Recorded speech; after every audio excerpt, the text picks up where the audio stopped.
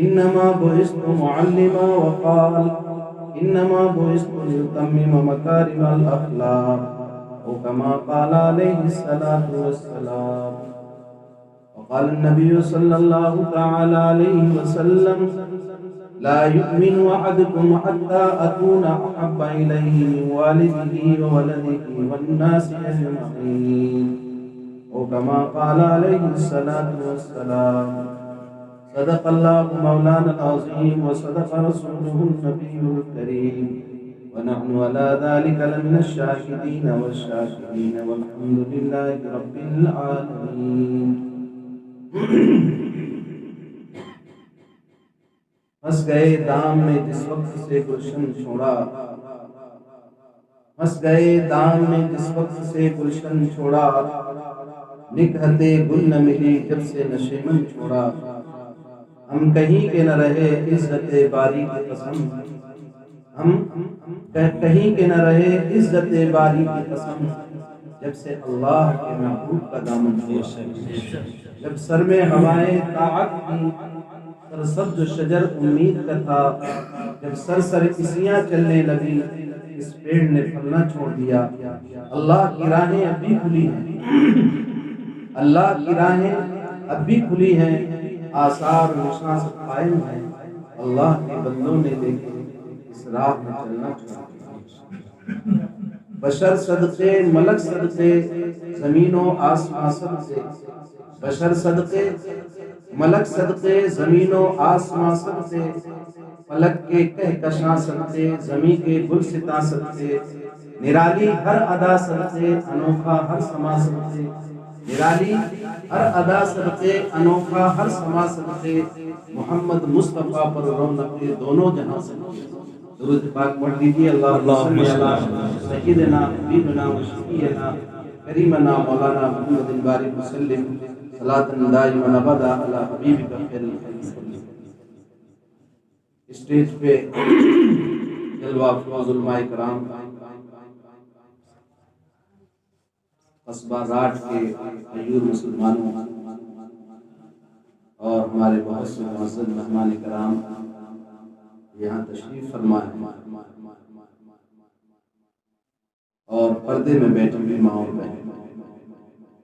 اللہ سبحانہ و تعالیٰ نے ہم پر اور آپ پر بہت بڑا احسان اور کرم فرمایا کہ اس نے ہمیں اور آپ کو عشاء کی نماز ادا کرنے کے بعد، اعلان سننے کے بعد، اللہ اور اس کے رسول صلی اللہ علیہ وسلم کے ذکروں پر، اللہ اور اس کے رسول صلی اللہ علیہ وسلم کے ذکر کے لیے، اللہ کے پیارے حبیب صلی اللہ علیہ وسلم کی نسبت پر اپنے اوقات کو فارغ کر کے بیٹھنے کی توفیق نصیب فرمائے. اس مصروفیت کے وقت میں، غفلت کے ماحول میں، جہاں دنیا طلبی کا ماحول غالب ہے، ایسے ماحول میں اپنی نیندوں کو قربان کر کے اللہ اور اس کے رسول کا نام سن کر کے جمع ہونا اور بیٹھ کر کے سننا، یہ یقیناً ہمارے ایمان کی علامت. اللہ تعالیٰ ہمارے اوپر رحم فرما رہا ہے. پیارے آقا صلی اللہ علیہ وسلم کی حدیث پر بھی ہم یہ کہہ سکتے ہیں کہ اللہ نے ہمارے ساتھ خیر کا ارادہ کیا. اللہ کے پیارے حبیب سرکار مدینہ جناب محمد رسول اللہ صلی اللہ علیہ وسلم نے فرمایا میں یرید اللہ بخیر یفقہہ فی الدین. اللہ جس کے ساتھ بھلائی کا ارادہ کرتا ہے اسے دین کی سمجھ عطا فرماتا ہے. ایسے ماحول میں دین بیزاری کا ماحول، دینداروں کا مذاق اڑایا جاتا ہے، دین کی بات کرنے والوں کو دین کی طرف بلانے والوں کا مذاق اڑایا جا رہا ہے، دین کے لباس کا مذاق اڑایا جا رہا ہے، دینی شکل و شباہت کا مذاق اڑایا جا رہا ہے. یورپیت اور ویسٹرن کلچر جو ہے ہم پر غالب ہے، یہودیت کا غلبہ ہے. دنیا کی چمک دمک نے ہمارے دلوں پر گہرا اثر ڈال دیا ہے. ہمارا کوئی بھی فنکشن اسلامی اگر ہو تو وہ پسند نہیں، غیر اسلامی فنکشن پر ہم فخر کرتے ہیں. ہماری خوشیاں، ہماری غمیاں سب غیروں کے طریقے پر ہیں، اور ہم دوسرے سے بھیک مانگتے نظر آ رہے ہیں کہ جیسے ہمارے پاس کچھ نہیں. ایسے ماحول میں اللہ اور اس کے رسول کی نسبت پر جمع ہونا اور اللہ والوں کا قدر کرنا اور اللہ کے دین کی بات کو لے کر کے جانے والوں کو قدر کی نگاہ سے دیکھنا، یہ ایمان کی علامت ہے۔ اللہ تعالیٰ نے ایسے لوگوں کے ساتھ خیر کا ارادہ کیا ہے، یہ میں نہیں کہہ رہا بلکہ اللہ کے پیارے حبیب سرکار مدینہ جناب محمد رسول اللہ صلی اللہ علیہ وسلم، میں یرید اللہ بہ اللہ جس کے ساتھ بھلائی کا ارادہ کرتا ہے اسے دین کی سمجھ عطا کرتا ہے۔ دنیا کے لیے ہمارا اگر اعلان ہوتا ہے، اگر کاشتکار ہے اور بیج کا ماہر کوئی انجینئر نیا بیج بازار میں جاری ہوتا ہے اور امریکہ کا بیج آیا، اس کا انجینئر آتا ہے، اس کا ماہر آتا ہے کৃষি وبھاگ کی طرف سے، اور جنگل میں کیمپ لگتا ہے، ہم نے دیکھا اپنی نگاہوں سے، کپاس کا ایک خاص بیج لے کر آیا، ہمارے یہاں کپاس بہت ہوتا ہے کھنڈوا میں، تو کپاس کا ایک خاص بیج آیا، معلوم جنگل میں پروگرام ہو رہا ہے اور ہزاروں کی تعداد میں وہاں لوگ پہنچ جاتے ہیں، کیوں؟ وہاں سے خاص قسم کا کپاس آیا ہے، اس میں بہت زیادہ آمدنی ہوگی اور بہت زیادہ پیداوار ہوگی اور کسان مالا مال ہو جائے، بھلے بعد میں مالا مال ہو یا نہ ہو، اس میں کوئی یقینی فیصلہ نہیں ہے، لیکن انہوں نے لانچ کیا دنیا میں اور پیش کیا، اسی کی کھا رہے ہیں، ہزاروں روپے اسی کے لیتے ہیں، وہ کیسے انسان کا میک اپ کرنا، ان کا دماغ کیسے، مائنڈ کو کیسے ادھر گھمانا، اسی پر جو ہے اور چل جاتے، بھیڑ کی چال پہ خود چلتے ہیں، سارے کاشتکار جنگل میں جمع، معلوم ہے نتیجہ کیا نکلا کہ وہ جو کپاس جو ہوتا تھا وہ اس سے بھی کم ہوا اور وہ کسی مصرف کا نہیں، بعد میں نتیجے ایسے بھی آتے ہیں، لیکن دنیا کا یقین اور دنیا والوں کا یقین، دنیا کی انجینئرنگ کا یقین، دنیا کی مہارت کا یقین، دنیا والوں کے بتانے کا یقین ہمارے دل و دماغ میں اتنا بیٹھ گیا ہے کہ ہمارا دل مریض ہو چکا ہے، ہمارا دل مریض ہو چکا ہے، جیسے ایک آدمی مریض ہو جاتا ہے اس کا ذوق ختم ہو جاتا ہے، ذوق بیکار ہو جاتا ہے، کڑوی چیز میٹھی لگتی ہے اور میٹھی چیز کڑوی لگتی ہے، ایسا نہیں ہے کہ مٹھائی کی مٹھاس ختم ہو گئی ہے یا چینی کی جگہ اس میں نیم پڑ گیا، نہیں، ایسا نہیں، ہمارا مزاج خراب ہو گیا ہے تو ہمیں میٹھی چیز کڑوی لگ رہی ہے اور کڑوی چیز میٹھی لگ رہی ہے۔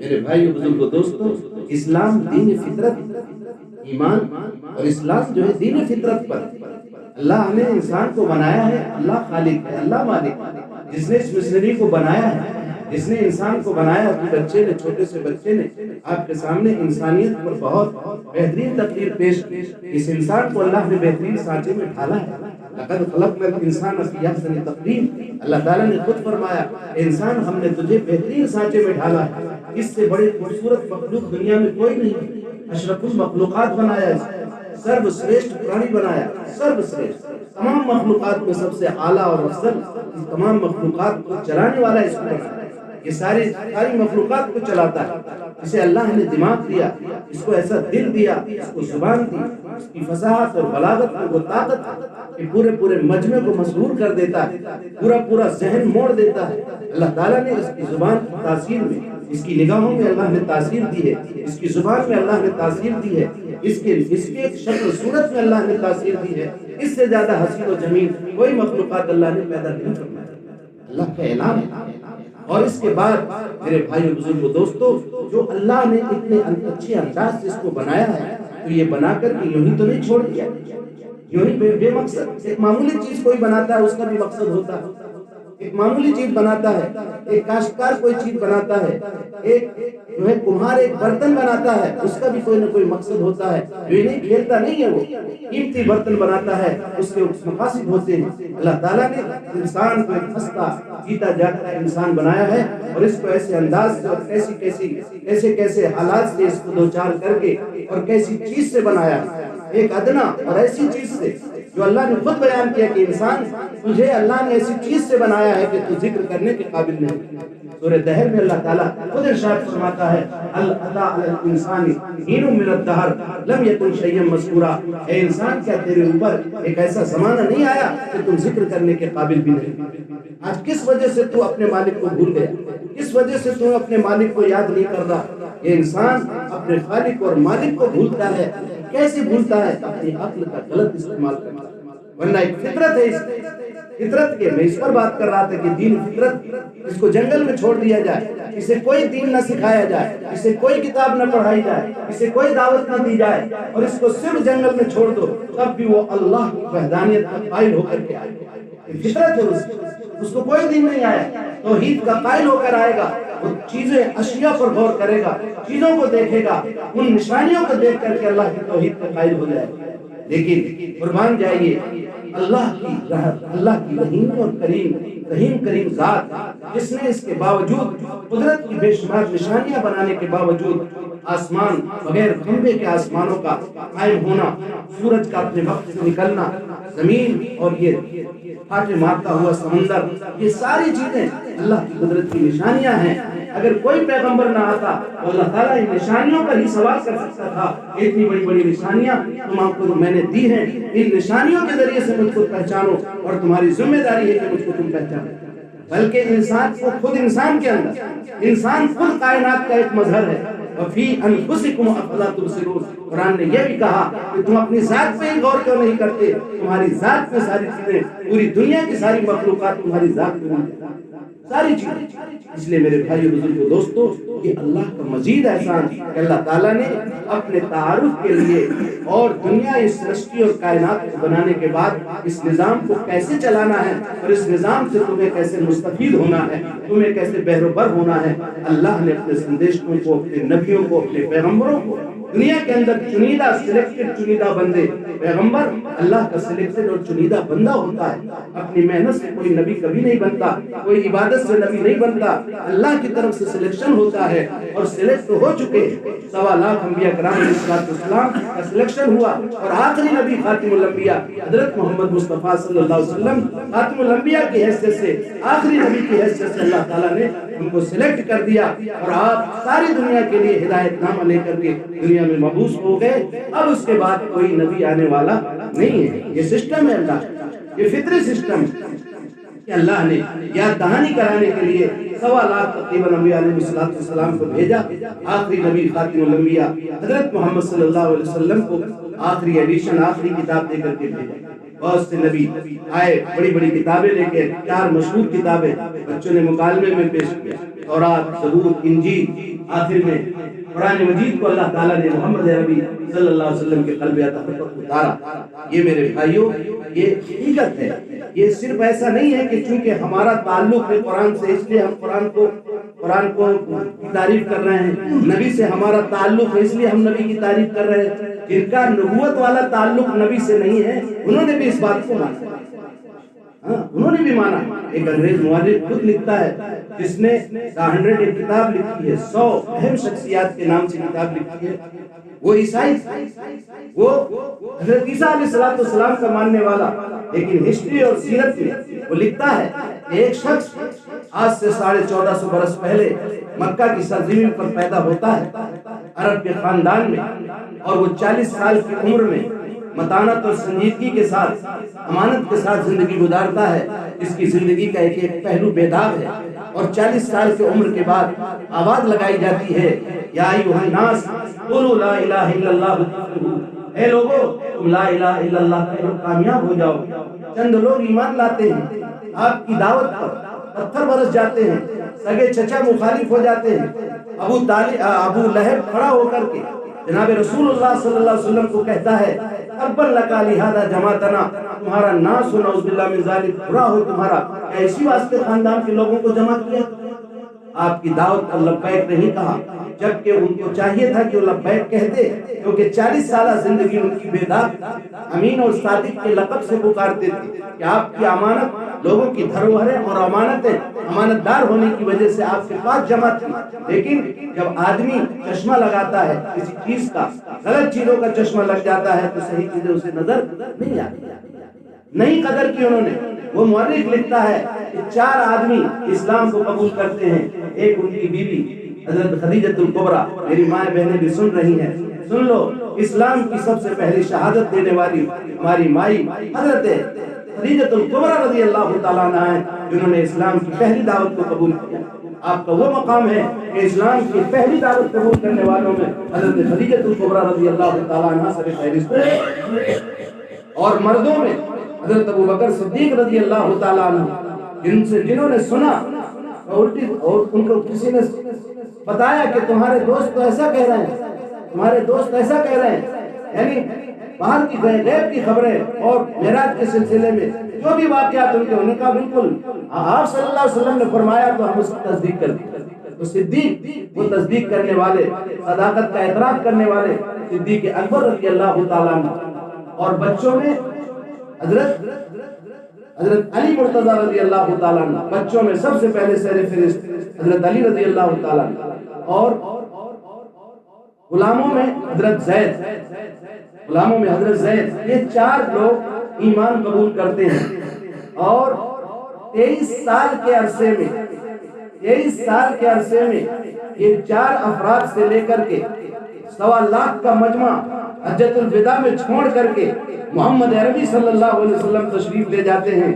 اور یہ 1400 سال گزرنے کے بعد آج 150 ملین، اس سے خربوں اربوں خربوں کی تعداد، یعنی کروڑوں کی تعداد میں، فرمایا اس نے لکھا ہے کہ اتنے سالوں میں پڑھتا ہی گیا۔ وہ 4 افراد جو کوئی ان کی حیثیت اس وقت نہیں تھی بڑے بڑے چودھریوں کے مقابلے میں، لیکن اللہ نے ان 4 سے اربوں ملین جو ہے اتنے اس کی تعداد شمار نہیں کر سکتے، اتنے لوگ اس وقت۔ اس لیے میرے بھائی بزرگوں دوستوں، اس نے یہ سب لکھا کہ دیکھو یہ سارا جھوٹ اتنے سال نہیں چلتا۔ اس نے دلیل کیا پیش کی؟ جھوٹ کی اتنی مدت نہیں ہوتی اگر اس کی بنیاد جھوٹ پر ہوتی۔ نعوذ باللہ من ذالک، محمد رسول اللہ، اب جسے اللہ محروم کر دے کم بختوں کو، تو وہ تو دین سیکھا ہی نہیں انہوں نے۔ جیسے ابھی عزیزم مفتی حاتم صلی اللہ علیہ وسلم نے بتایا کہ بھئی جب آدمی نے سیکھا ہی نہیں ہے اور مسٹر بن گئے اور دین کو تو ان کو خود دین میں نقص نظر آئے گا، تو ایسے لوگ تو خود محروم ہیں پہلے سے، ان کا تو ذکر کرنا بھی مناسب ہے۔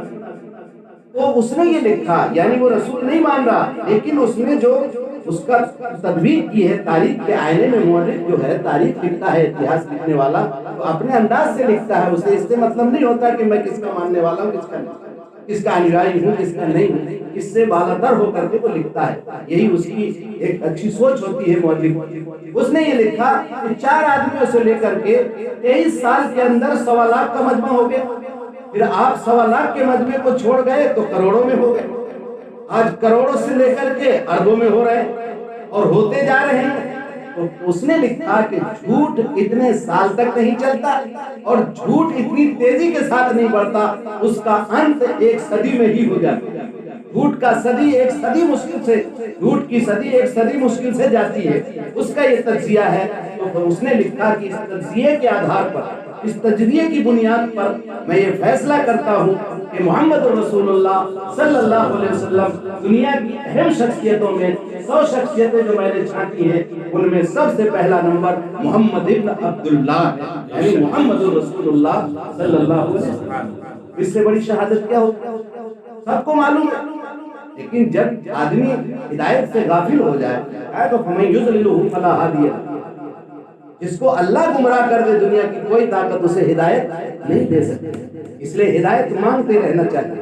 اس لیے اللہ نے نماز میں ہر نماز کی ہر رکعت کی صورت میں سورہ فاتحہ لازم کر دی، اہدنا الصراط المستقیم، اے اللہ ہمیں صراط مستقیم کی رہبری فرما دے، ہمیں ہدایت عطا فرما دے، سیدھے راستے، سیدھا راستہ، ہدایت والا راستہ، انبیاء والا راستہ، صحابہ والا راستہ اور اولیاء والا راستہ، یہ سیدھا راستہ ہے۔ اس راستے کو مانگا گیا ہے، ہم بھی مانگتے رہے روزانہ، اللہ ہم سب کو صراط مستقیم عطا فرمائے۔ دیکھیے حق اور باطل میں جنگ ہمیشہ ہوئی اور ہوتی رہے گی، لیکن خورشید یہ دین احمد کا عالم کے افق پر چمکا ہے، خورشید یہ دین احمد کا عالم کے افق پر چمکا ہے، یہ نور ہمیشہ چمکا ہے، نور ہمیشہ چمکا ہے۔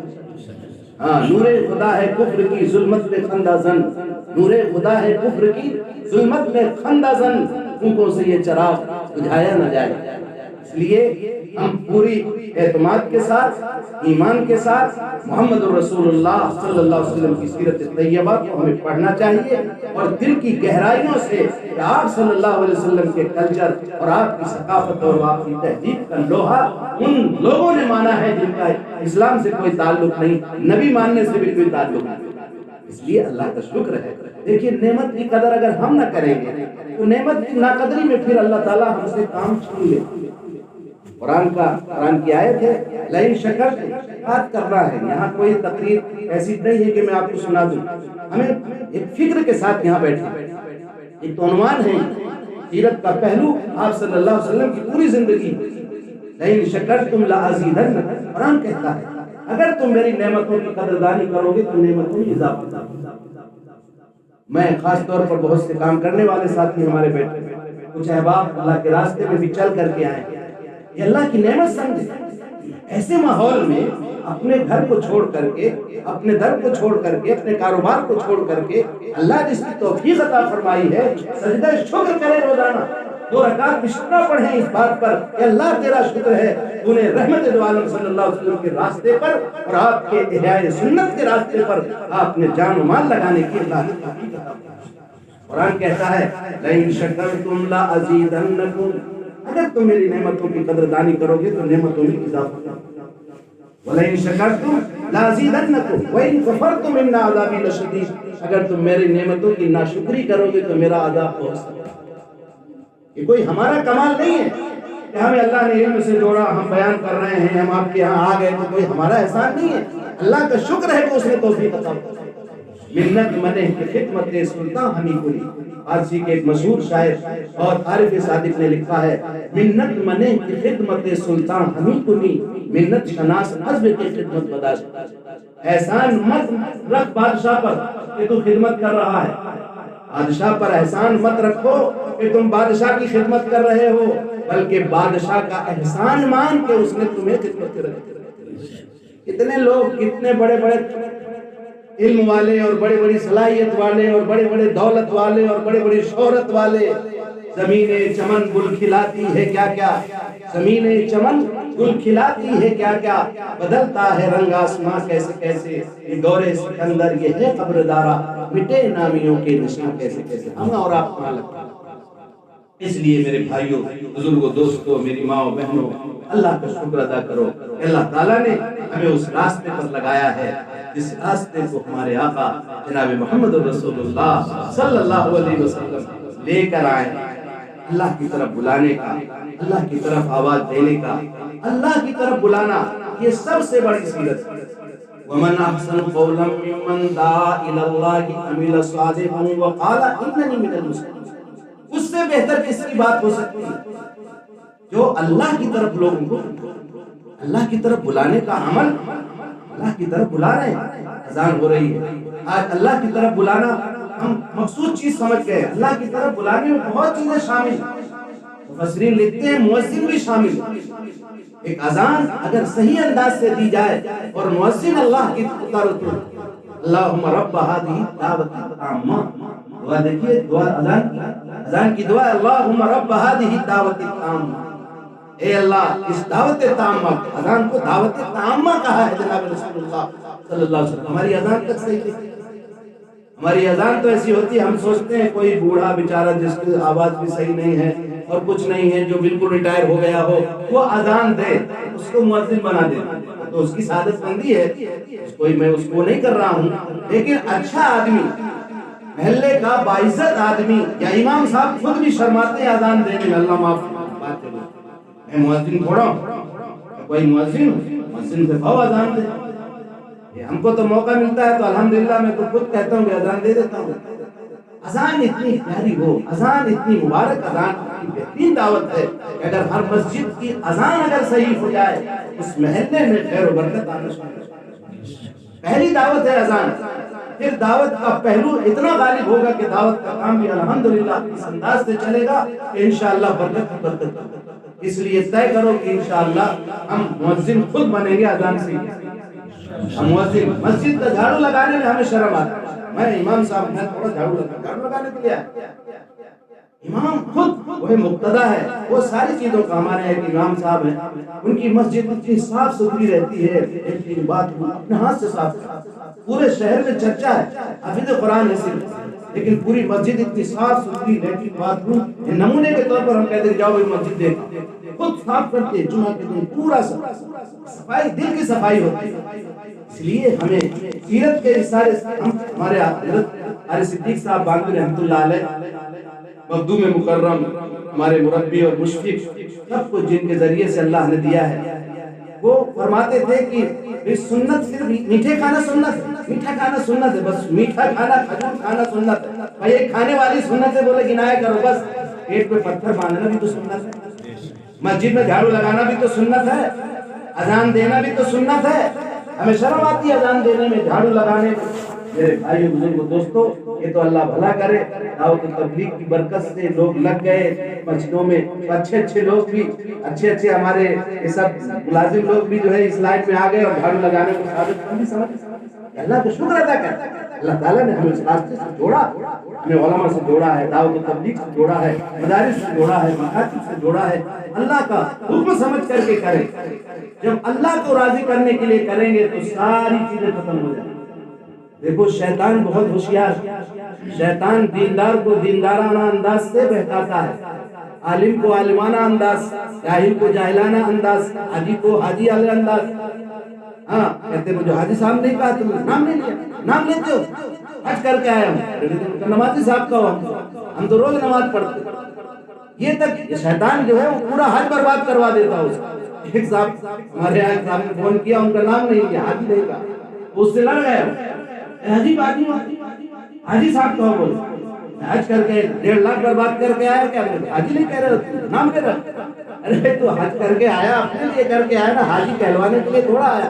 کوئی حاجی کہہ دے کوئی بات نہیں، اس میں کوئی کباط نہیں ہے، لیکن اب کوئی کہ مجھے عالم صاحب کہو، عالم کہہ دے ٹھیک ہے، مولانا صاحب کہہ دیا، حضرت کہہ دیا، کچھ بھی کہہ دیا، کوئی ضروری عالم صاحب ہی کہنا ہے۔ تو یہ ساری چیزیں شیطان کبر اس کے ذریعے سے دینداروں کو مارتا ہے۔ میرے اتنے چلے لگ گئے، میرا بیرون لگ گیا، اتنا بڑا امیر میں بیرون لگا ہوا ہے، پھر کیا ضرورت کسی عالم کی؟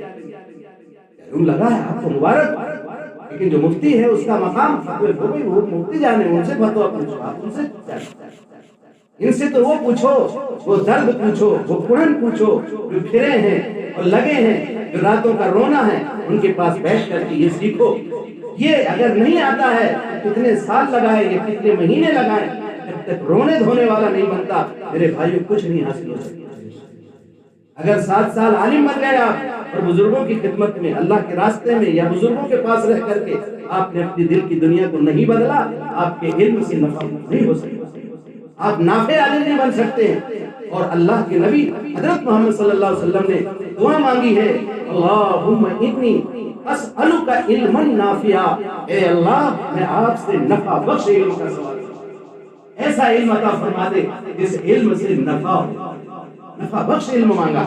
عالم کو بھی فکر کی بات ہے، داعی کو بھی فکر کرنے کی بات ہے، اے اللہ ہماری دعوت کو حضرت محمد صلی اللہ علیہ وسلم کا درد ہمارے اندر پیدا کر، وہ قرآن وہ درد کے ساتھ اپنی جان اور مال لگا کر کے تیرا دین زندہ ہو جائے، اور بستی کے ہر کچے مکان تک پیارے آقا جناب محمد رسول اللہ صلی اللہ علیہ وسلم کا دین پہنچ جائے۔ اے اللہ یہ مال اور جان اس لیے ہم لگا رہے ہیں، شیطان کے مکر و فریب سے ہمیشہ ڈرتے رہنا چاہیے۔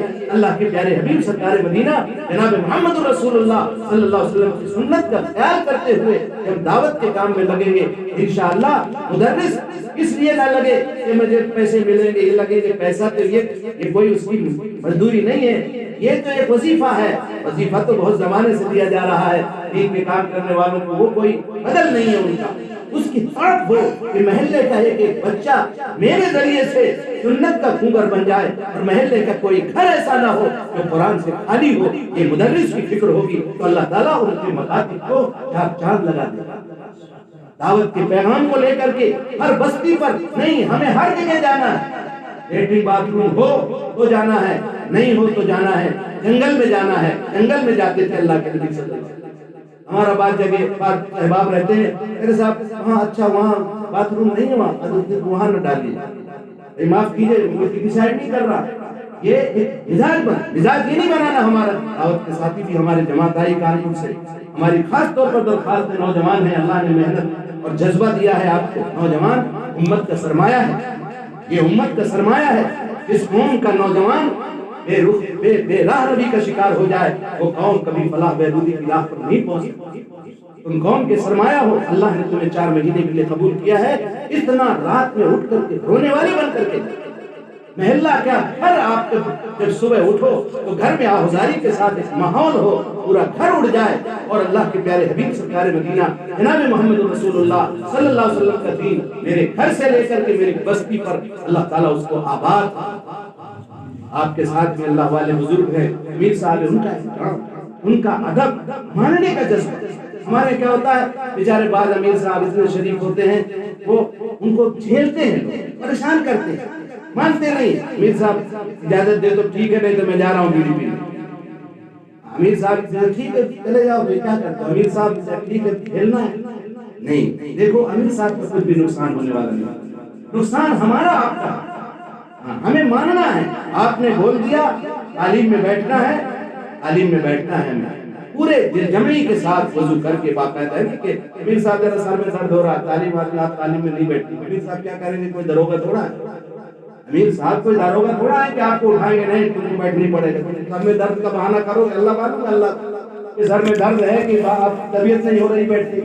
دیکھیے تابعداری کے ساتھ جو طالب علم استاد کی تابعداری کے ساتھ علم حاصل کرتا ہے، وہ استاد کا منظور نظر ہوتا ہے، اس کے لیے استاد کی دل سے دعا ہوتی ہے، اللہ تعالیٰ اس عالم سے دین کا کام دیتا ہے۔ جو اللہ کے راستے میں 4 مہینہ اپنے امیر کی اطاعت کر کے گزارتا ہے، خدا پاک کی قسم ایسا بن کے جاتا ہے، اہل علم کو بھی رشک آتا ہے کہ ہم نے 7 سال میں اتنی پابندی نہیں کی ہے جو 4 مہینے کا نوجوان بچہ تہجد کا پابند ہو کر ایسا۔ میرے بھائیوں، نوجوانوں کو علامہ اقبال نے نوجوانوں پر رونا رویا 50 سال پہلے نوجوانوں کے بارے میں۔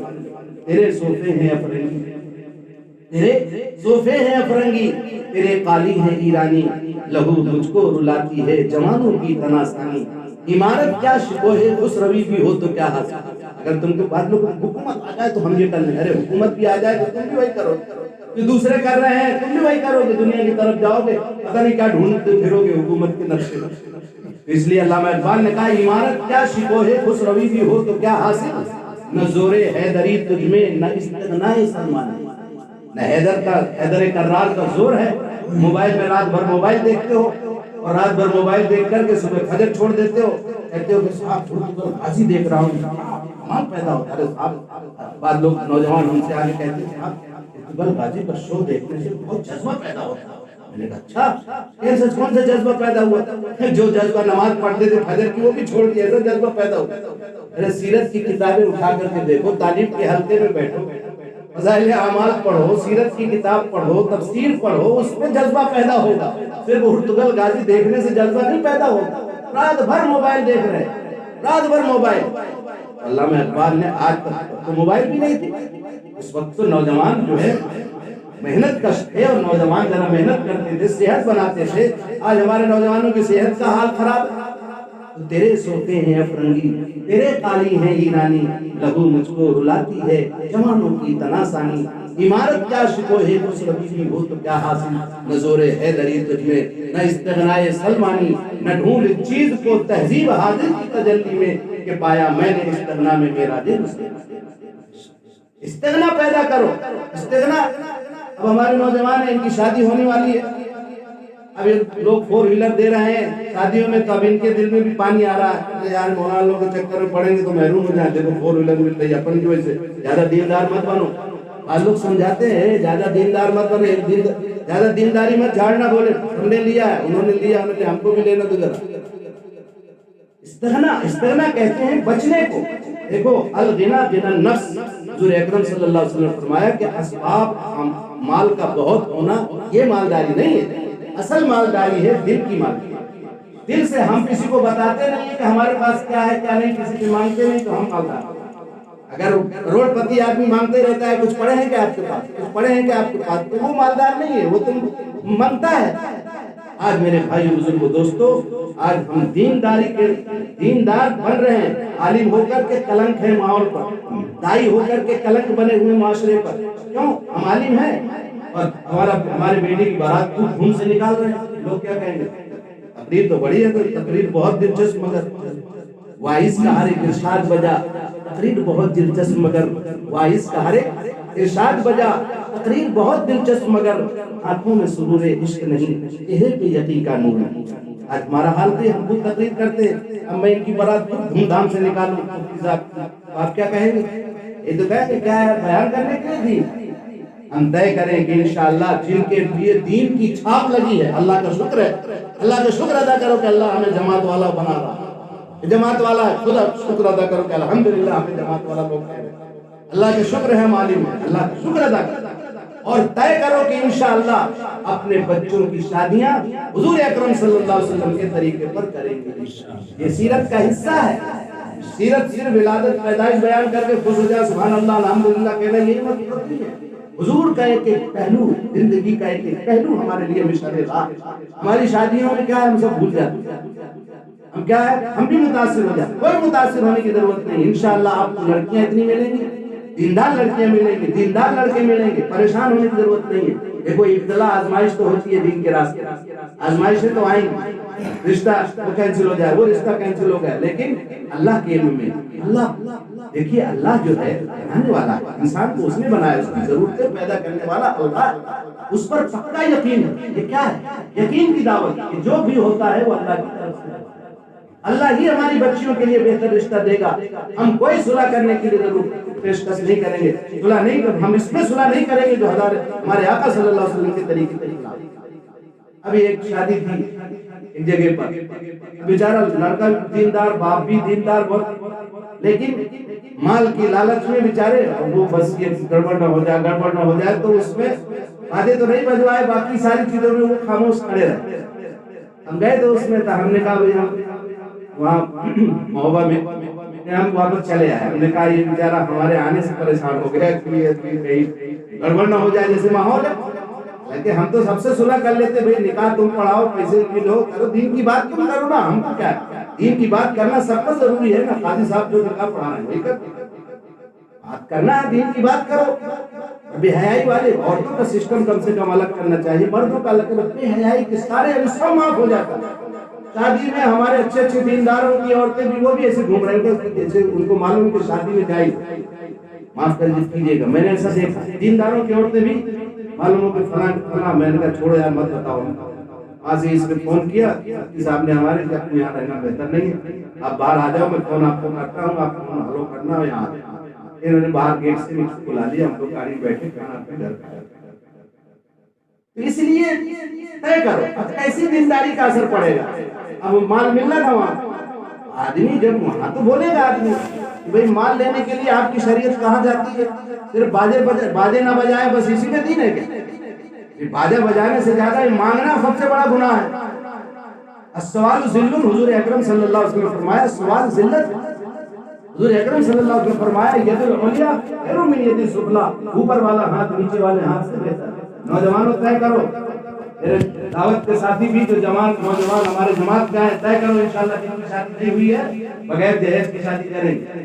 اللہ ایسی بیوی دے گا انشاءاللہ کہ آپ کی نسلوں سے اللہ دین کے دائی اور دین کے شہدائی پیدا کرے، اور ایسی جگہ سے اللہ تعالیٰ مال دے گا کہ جہاں سے وہ مسلمان بھی نہیں ہو. قرآن کہتا ہے وَمَن يَتَّقِ اللَّهَ يَجْعَل لَّهُ مَخْرَجًا، جو اللہ سے ڈرتا ہے اللہ اس کے لیے راستے کھول دیتا ہے. وَيَرْزُقُهُم مِّنْ حَيْثُ لَا يَحْتَسِبُ، اور انہیں روزی ایسی جگہ سے دیتا ہے جہاں سے وہ گمان بھی نہیں ہوتی. طے کرو آپ. تھوڑا ایسا نہیں ہے بگاڑ تو نہیں کرنا چاہیے، لیکن تھوڑا سا ٹائٹ بھی ہونا چاہیے. دین کو اہمیت، دین کی شادیوں میں کیا ہوتا ہے نکاح کو اہمیت نہیں دیتے. ہمارے علاقے میں خاص طور پر پورے علاقے میں یہ کہ نکاح تو نہیں، وہ کھانا کھانے کو سب کو سمجھتے. ہمارے پورے 12 گاؤں کا علاقہ، میں بھی تو یہی کہوں، کوئی بات کا تھوڑا مودا علاقہ پورا کھانا کب ہے. نکاح ایک آدمی نہیں پوچھتا کہ نکاح کب. الحمدللہ اللہ کا شکر ہے، اللہ کا شکر ہے ماحول ایسا نہیں تھا، بن گیا ہے کھنڈوا کا. ہمارے کھنڈوا میں سب سے پہلے فون لگاتے کہ نکاح کی مجلس کب ہے، نکاح کب ہے. کھانے والے اپنا بعد میں جاتے رہتے جس کی دعوت ہے. اس لیے کھانے اور نکاح کا ٹائم ہی الگ ہوتا ہے. نکاح ہمیشہ 11 بجے یا 10:30 بجے دن میں ہوتا ہے، اگر 10-11 بجے تو نکاح پہلے ہو جاتا ہے. نکاح کی مجلس کے بعد جن کو دعوت ہوتی ہے کھانے کی وہ چلے جاتے ہیں. نکاح کی مجلس میں سب شریک ہوتے ہیں، اور زیادہ تر نکاح مسجد میں ہوتے ہیں، کیونکہ ہمارے آقا صلی اللہ علیہ وسلم نے فرمایا اعلنوا ھذا النکاح وجعلوہ فی المساجد، نکاح کا اعلان کیا کرو اور مسجدوں میں کیا. اب قاری صاحب نے اگر ہمارے بھائی کو اگر مشورہ دیا ہوتا تو نکاح سب یہی ہو جاتا اور مغرب بعد بہترین مجلس ہوتی، سارے رشتہ داروں کو یہیں لاتے اور نکاح کی مجلس کے بعد پھر کھانا چلتا رہتا۔ تو ترتیب ہم سے بھی گڑتی ہے۔ میں تو مولا بخش بھائی کو میں نے ان سے کہا بہت شریف آدمی ہے اور بہت نیک آدمی ہے، اللہ ان کو اچھا رکھے، ان کی برکت سے میرا سفر ہوا اور 12 پروگرام ہو گئے سب کا۔ میں نے پوچھے ان سے، میں نے کہا مودا میں کہ ان کو میرا سلام کہیے گا، اور ماشاءاللہ نیک آدمی ہے، صالح آدمی، اللہ تعالیٰ ان کو جو ہے قبول فرمائے۔ وہ سمجھے نہیں، میں نے کہا آپ کی بے ترتیبی تھی سب، جس کی وجہ سے گڑبڑ ہوا اور ہم سوچ رہے تھے کہ 12-1 بج جائے گا، اس لیے ہم واپس چلے گئے۔ اگر ہمیں یہ علم ہوتا کہ 100-150 لوگ وہاں تھے تو ہم رک جاتے۔ میں نے کہا بھائی سب جماعت کے بیچارے ساتھی مشورہ یہاں تھا، وہ سب کھانا کھا کے آ گئے تھے، تو میں کہا کس کو سنائیں گے، مولا بخش بھائی کو اور وہاں دونوں ہوں گے وہاں۔ تو انہوں نے کہا نہیں ماشاءاللہ، بعد میں مجمع تھا اور بات بھی ہم کو تھوڑا احساس ہوا کہ رک جانا تھا۔ ہوتا ہے غلطی انسان، اسی کو تو کہتے ہیں غلطی انسان، غلطی اور بھول کا پتلا۔ تو یہ طے کریں جو دیندار ساتھی کہلاتے ہیں، پہلے نکاح کو اہمیت، لوگوں میں بات چلا بھائی نکاح اتنے ٹائم ہوگا، نکاح میں کوئی کھانے کی دعوت کی ضرورت نہیں، اس لیے کہا گیا نکاح مسجد میں رکھیں۔ ہمارے یہاں بھی ہوٹلوں میں کھانا کرتے ہیں، جو بڑا کھانا ہوتا ہے جگہ نہیں ہے تو ہوٹلوں میں کھانا ہوتا ہے، نکاح مسجد میں۔ ابھی ہمارے مدرسے کے جو صدر ہیں حاجی عبدالرزاق مدانی صاحب، جنہوں نے زمین وہاں دیا، بڑے لوگوں میں ہیں، ان کی پوتی کا نکاح تھا اور دعوت کے بہت اہم ساتھی ہیں ان کے لڑکے، ماشاءاللہ 4 مہینہ لگا اور بیرون بھی لگا، ان کی بچی کا نکاح مسجد میں، مکہ مسجد میں نکاح ہوا۔ مفتی عبید اللہ صاحب دعوت برکات تشریف لے گئے تھے، ہمارے استاد سے ان کا بیان ہوا زبردست، پوری مسجد کھچا کھچ بھری، اور نکاح کے بعد پھر جن کو دعوت تھی اپنا وہ کھانا کھانے، جن کو دعوت نہیں گئے، باقی نکاح میں سارا مجمع۔ تو ایسا ماحول اپنے ہاں بھی بنانا ہے انشاءاللہ کہ بھئی نکاح کی دعوت، نکاح میں کھانے کی ضرورت نہیں ہے، نکاح میں اور جو دعوت جن کو دی جا رہی وہ بھی سمجھیں کہ نکاح کی دعوت کو کھانے کی دعوت نہ سمجھیں۔ یہاں یہ بھی مسئلہ ہے، اگر نکاح کی دعوت ہے تو کھانے میں بھیڑ لگا تو بیچارہ پریشان ہو جائے، نہیں، نکاح کی اگر دعوت ہے تو نکاح میں ہی پہنچنا، کھانے کی دعوت کا کارڈ الگ آئے گا آپ کو ولیمے کا، تو اس میں پہنچنا۔ بچی کے کھانے کو ہم بہت زیادہ یہاں کوئی مطلب بچی کا کھانا کہیں ثابت نہیں، بچی کا کھانا ولیمے کے کھانے کو بڑھاوا دیں۔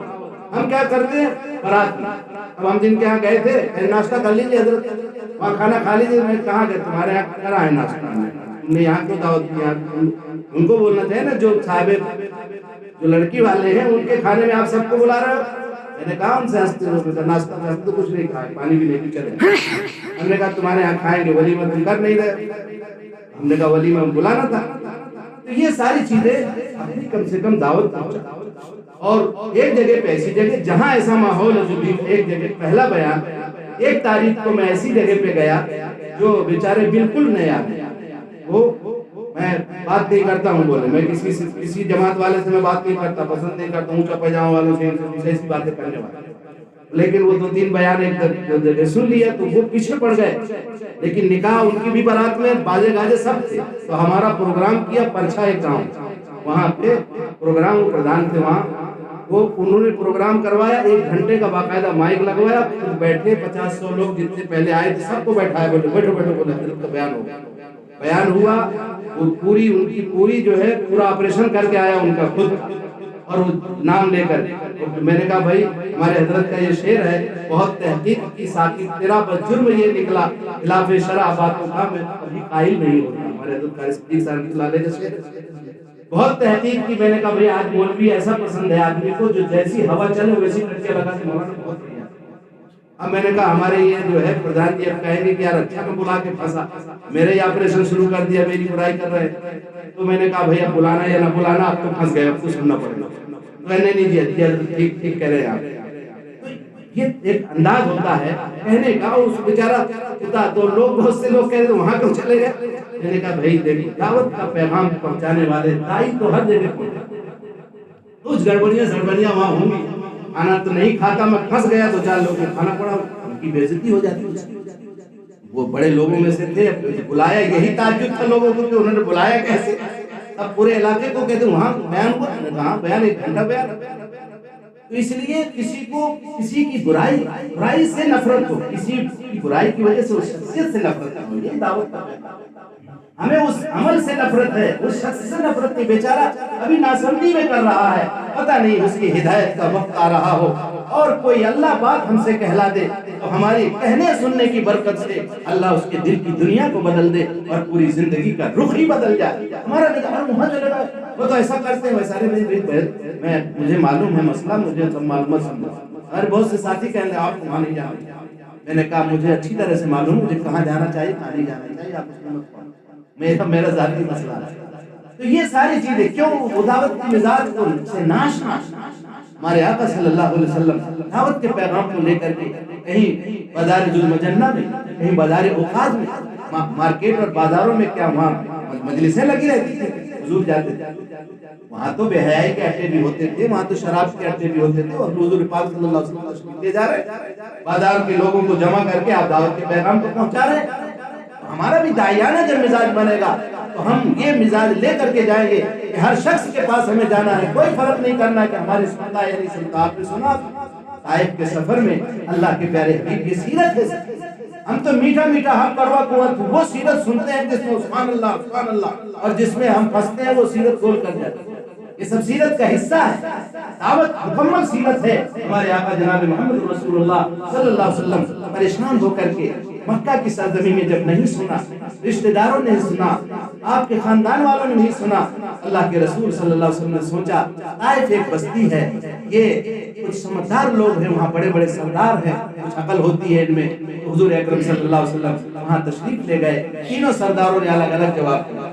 ایک نے کہا اچھا تمہیں کو نبی بنایا اور کوئی ملے نہیں عرب میں، اتنے بڑے بڑے سردار تھے، آپ کے یتیم بچے کوئی نبی بنایا اللہ۔ دوسرے نے کہا کہ اچھا ہم ایسا ہے کہ ہم بات ہی نہیں کرتے، اگر تم سچے ہو تو نقصان اور جھوٹے ہو تو جھوٹوں سے ہم بات نہیں کرتے۔ اس طرح سے مختلف انداز سے انہوں نے جواب دیا، اور تیسرے نے تو بالکل میں بات ہی نہیں کرنا چاہتا، اور پھر اس نے تو اوباش لڑکوں کو لگا دیا کہ ان کو پتھر مار۔ کئی میل تک اللہ کے پیارے حبیب سرکار مدینہ صلی اللہ علیہ وسلم چلتے رہے اور بچے پتھر مارتے رہے، لیکن آپ صلی اللہ علیہ وسلم نے پلٹ کر کے ان کو کچھ نہیں کہا۔ اسی سفر میں رشتے پہاڑوں کے طائف دو پہاڑوں کی بستی ہے، ایک پہاڑ ادھر ایک ادھر پہاڑ ہے، سرسبز و شاداب علاقہ، پہاڑوں اور دو ہرے بھرے پہاڑ، سوکھے پہاڑ میں طائف بہت ہریالی والا علاقہ ہے۔ وہاں پہ رشتہ حاضر ہوا اور اللہ کے پیارے نبی صلی اللہ علیہ وسلم سے کہا یا رسول اللہ آپ کے ساتھ جو ہوا اللہ نے اس کو سنا، اللہ نے اس کو دیکھا، آپ حکم کریں تو ان پہاڑ کی دونوں طائف کی دونوں بستیوں کو، ان پہاڑوں کو ملا دوں چکی کی طرح پس جائیں۔ اللہ کے پیارے حبیب سرکار مدینہ حضرت محمد صلی اللہ علیہ وسلم نے فرمایا اللہم اہدی قومی فإنہم لا یعلمون، اے اللہ میری اس قوم کو ہدایت عطا فرما دے، یہ قوم مجھے جانتی نہیں۔ ہم اکرام مانگتے ہیں، اکرام نہیں ہوا ہمارا، اکرام نہیں ہوا بھئی، اکرام کیا بیچارے جانتے نہیں اکرام، وہ نبی اکرم صلی اللہ علیہ وسلم، یہ بھی سنت ہے۔ علماء سے کہتا ہوں میں خاص طور پر کہ علماء اکرام کے زیادہ اس میں رہے، اکرام نہیں ہوا، وہ بیچارے جانے اکرام تب تو اکرام کریں، انہیں پتہ نہیں اکرام کیا۔ ارے آقا صلی اللہ علیہ وسلم، یہ بھی سیرت ہے، یہ بھی سنت ہے حضور اکرم صلی اللہ علیہ وسلم کی کہ ہر ایسے موقع پر پہنچنا ہے۔ ہاں دین کی بے اکرامی جہاں ہو رہی ہے، دین کی بے اکرامی ہو رہی ہے، دین کی ہوڈنگ کر رہے ہیں لوگ تو ہٹ جاؤ، ہمیں دین کو بے عزت نہیں کرانا۔ کسی کی مالداری کی بنیاد پر، کسی کے سود بھوٹ کو دیکھ کر کوئی اپنے آپ کو بہت بڑا توپ سمجھ رہا ہے اور وہ بڑا مالدار اپنے کو سمجھ رہا ہے، تو بالکل ہٹ جانا چاہیے کہ تمہارا دین تمہارے لیے مبارک ہو، ہم اپنے دین پر خوش ہیں الحمدللہ۔ ہاں پھر حضرت علی رضی اللہ تعالیٰ کا شعر پڑھنا چاہیے، رضینہ قسمت الجبار فینا، رضینہ قسمت الجبار فینا، لنا علم وللجہال معلوم، ہم اپنے رب کی تقسیم پر راضی ہیں کہ اللہ نے ہمیں علم کی دولت عطا فرمائی اور جاہلوں کو اللہ نے مال دیا۔ اگر وہ دین کی ناقدری کر رہے ہیں لیکن وہ جانتے ہی نہیں ہیں تو پھر وہاں ہمیں اپنی قدر کروانے کی ضرورت نہیں۔ حضور نے یہ موقع، یہ آپ نے دعا تلقین فرمائی اور ہم سب کے لیے مشعل راہ ہے۔ آپ نے کیا فرمایا؟ اللہم اہدی قومی فإنہم لا یعلمون، اے اللہ میری قوم کو ہدایت کی دولت سے مالا مال فرما دے، یہ مجھے جانتی نہیں۔ اس لیے میرے بھائیوں بزرگوں دوستوں، سیرت کے پہلو پڑھیے، آپ کا بچپنا بھی مبارک، آپ کا بچپنا، آپ کی جوانی اور آپ کا آخری زمانہ، سارے زمانے آپ کا ایک ایک لمحہ ہم سب کے لیے مشعل راہ ہے۔ آپ کی اب لوگ بہت سے اپنے مفتی صاحب نے کہا کہ پڑھے لکھے لوگ سوچتے ہیں کہ 11 شادیاں ہونی چاہیے، اس کی سیرت معلوم ہونا چاہیے، سیرت پڑھیں گے تب تو پتہ چلے گا۔ 25 سال کی چڑھتی ہوئی جوانی ہے، آپ غور کریں، 25 سال کی عمر ہے حضور اکرم صلی اللہ علیہ وسلم، آپ عرب کے شہزادے ہیں، آپ کی خوبصورتی صحابہ کرام نے بیان فرمایا ہے، جو صحابہ کرام شاعر دربار رسالت حضرت حسان بن ثابت رضی اللہ تعالیٰ نے بیان فرمائی، خود میرے بھائیوں صحابہ کے اندر زیادہ لفظی نہیں تھی کہ کوئی بھی اتنی بات کو پہاڑ بنا کے پیش کرے، وہ حقیقت بیان کرتے تھے۔ حضرت شاعر دربار رسالت حضرت حسان بن ثابت رضی اللہ تعالیٰ فرماتے ہیں وَأَحْسَنُ مِنْكَ لَمْ تَرَ احسن من کلم ترقت تو عینی اجمل من کلم تلد النساء، آپ سے زیادہ حسین میری نگاہوں نے میرے محبوب کسی کو نہیں دیکھا، اے میرے محبوب آپ سے زیادہ حسین چہرے والا میری نگاہوں نے کسی کو نہیں دیکھا، اور آپ سے زیادہ خوبصورت کسی مائی نے دنیا میں جنا ہی نہیں۔ خلقت مبرعا من كل عیب کأنک خلقت کما تشاء، آپ کو ہر عیب سے ہر برائی سے پاک پیدا کیے گئے، آپ کو ایسے بنائے گئے جیسے آپ کو چاہتے ہیں، جیسا آپ چاہتے تھے اللہ نے رب نے آپ کو ویسا بنایا۔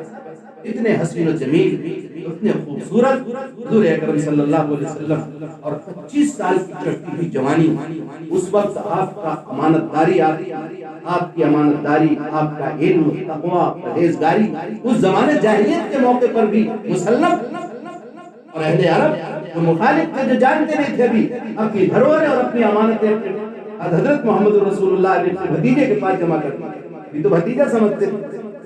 25 سال کی عمر میں بڑی بڑی شہزادیوں سے نکاح ہو سکتا تھا، عرب کے خاندان اور قبیلے کی بڑی بڑی خوبصورت ترین عورتوں سے شادی ہو سکتی، لیکن میرے بھائی بزرگوں دوستو، آپ صلی اللہ علیہ وسلم نے جب انتخاب ہوا ہے اور ایک سمجھدار خاتون، ایک امانت دار خاتون جنہوں نے آپ کی امانت کا امتحان بھی لے لیا، حضرت خدیجہ الکبریٰ رضی اللہ تعالیٰ عنہ پہلے پارٹنر بن گئے، تجارت کے پارٹنر میں، یعنی حضور پاک صلی اللہ علیہ وسلم کام اور مال حضرت خدیجہ کی، آپ نے سفر میں آزمایا، میسرہ غلام کو بھیجا ساتھ میں، اور وہاں بھیج کر کے پوری نقل و حرکت کی رپورٹ لی کہ پیغمبر محمد صلی اللہ علیہ وسلم کی زندگی کیسی ہے۔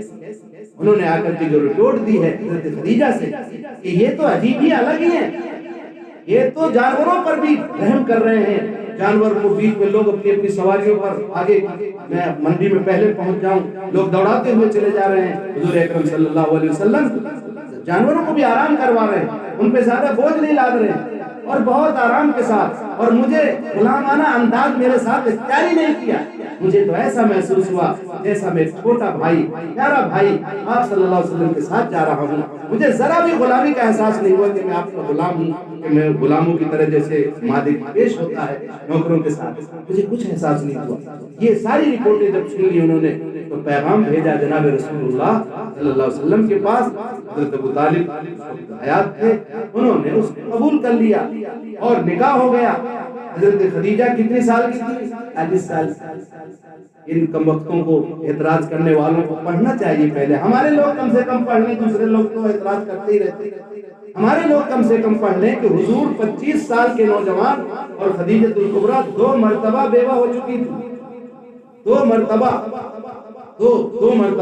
یعنی 2 مرتبہ بیوگی، اور اس کے ساتھ نکاح کیا ہے پیارے آقا صلی اللہ علیہ وسلم نے، جو بیوہ کو اس وقت ابھاگن سمجھتے تھے لوگ کہ بیوہ اس کا کوئی حقیقت کوئی نکاح کا نہیں ہوگا، اس ابھاگن جس کو سمجھتے تھے لوگ اس کو سہاگن بنایا ہے جناب محمد رسول اللہ صلی اللہ علیہ وسلم، اور 25 سال سے لے کر 50 سال کی عمر تک کوئی نکاح نہیں کیا۔ یہ نعوذ باللہ من ذالک شہوت پرست انسان کر سکتا ہے، جو زیادہ بیویوں کا دل دادا ہو وہ کرے گا۔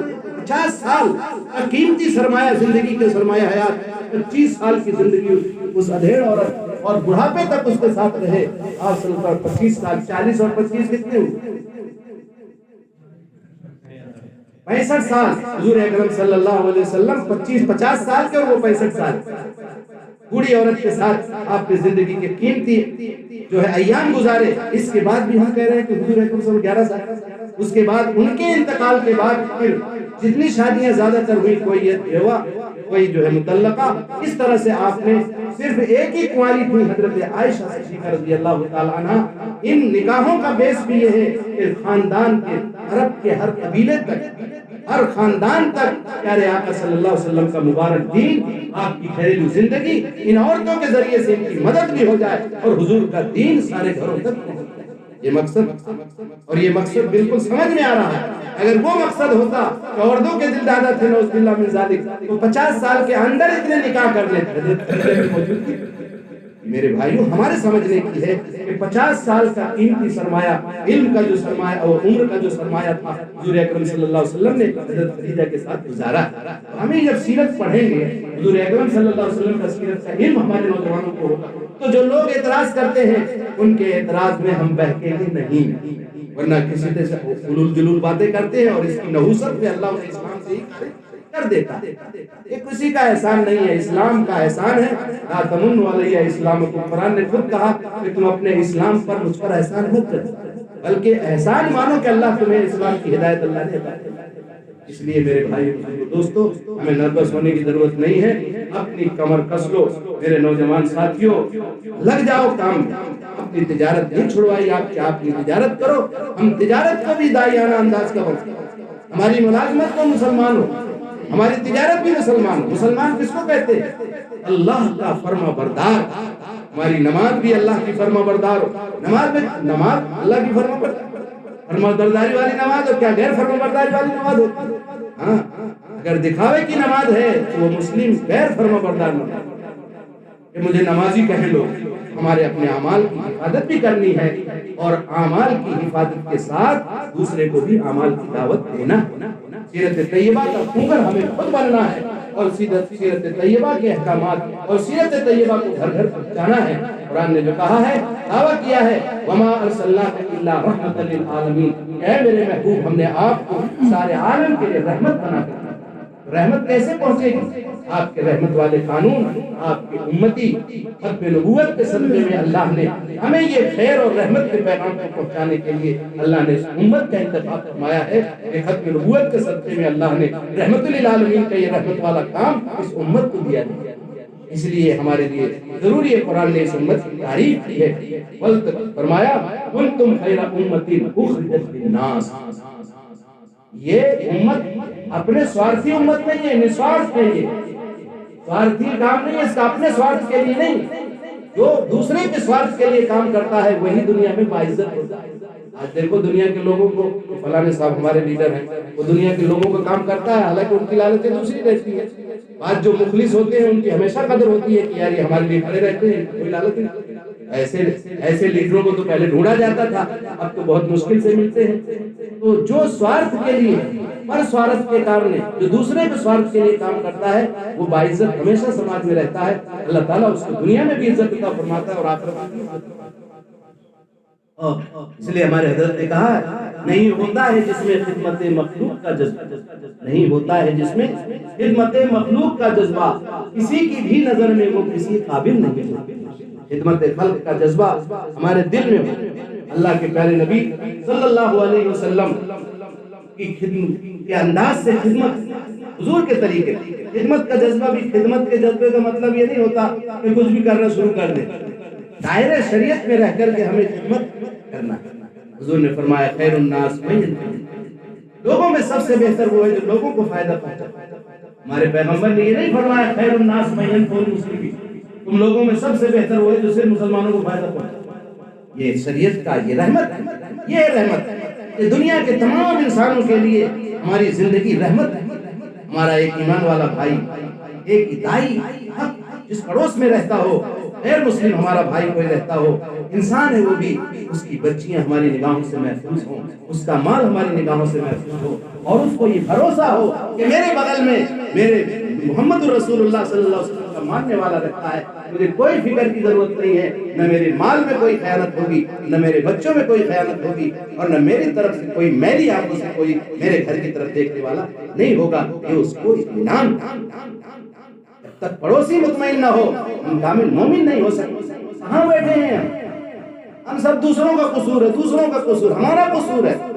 ہم نے اپنے آپ کو نہیں سنبھالا, ہم نے اپنے منصب کو چھوڑ دیا اور اپنے رحمت والے قانون کو پہنچانے کا عمل چھوڑ دیا تو اللہ تعالیٰ نے ہم کو اپنی نظروں سے گرا دیا۔ جب ہم دنیا کو بڑی چیز سمجھنے لگیں گے تو اللہ کی نگاہ میں ہم گر جائیں گے۔ جب آپس میں گالی گلوچ شروع کر دیں گے تو اللہ کی رحمت سے مایوس ہو جائے، اللہ کی رحمت سے دور ہو جائے۔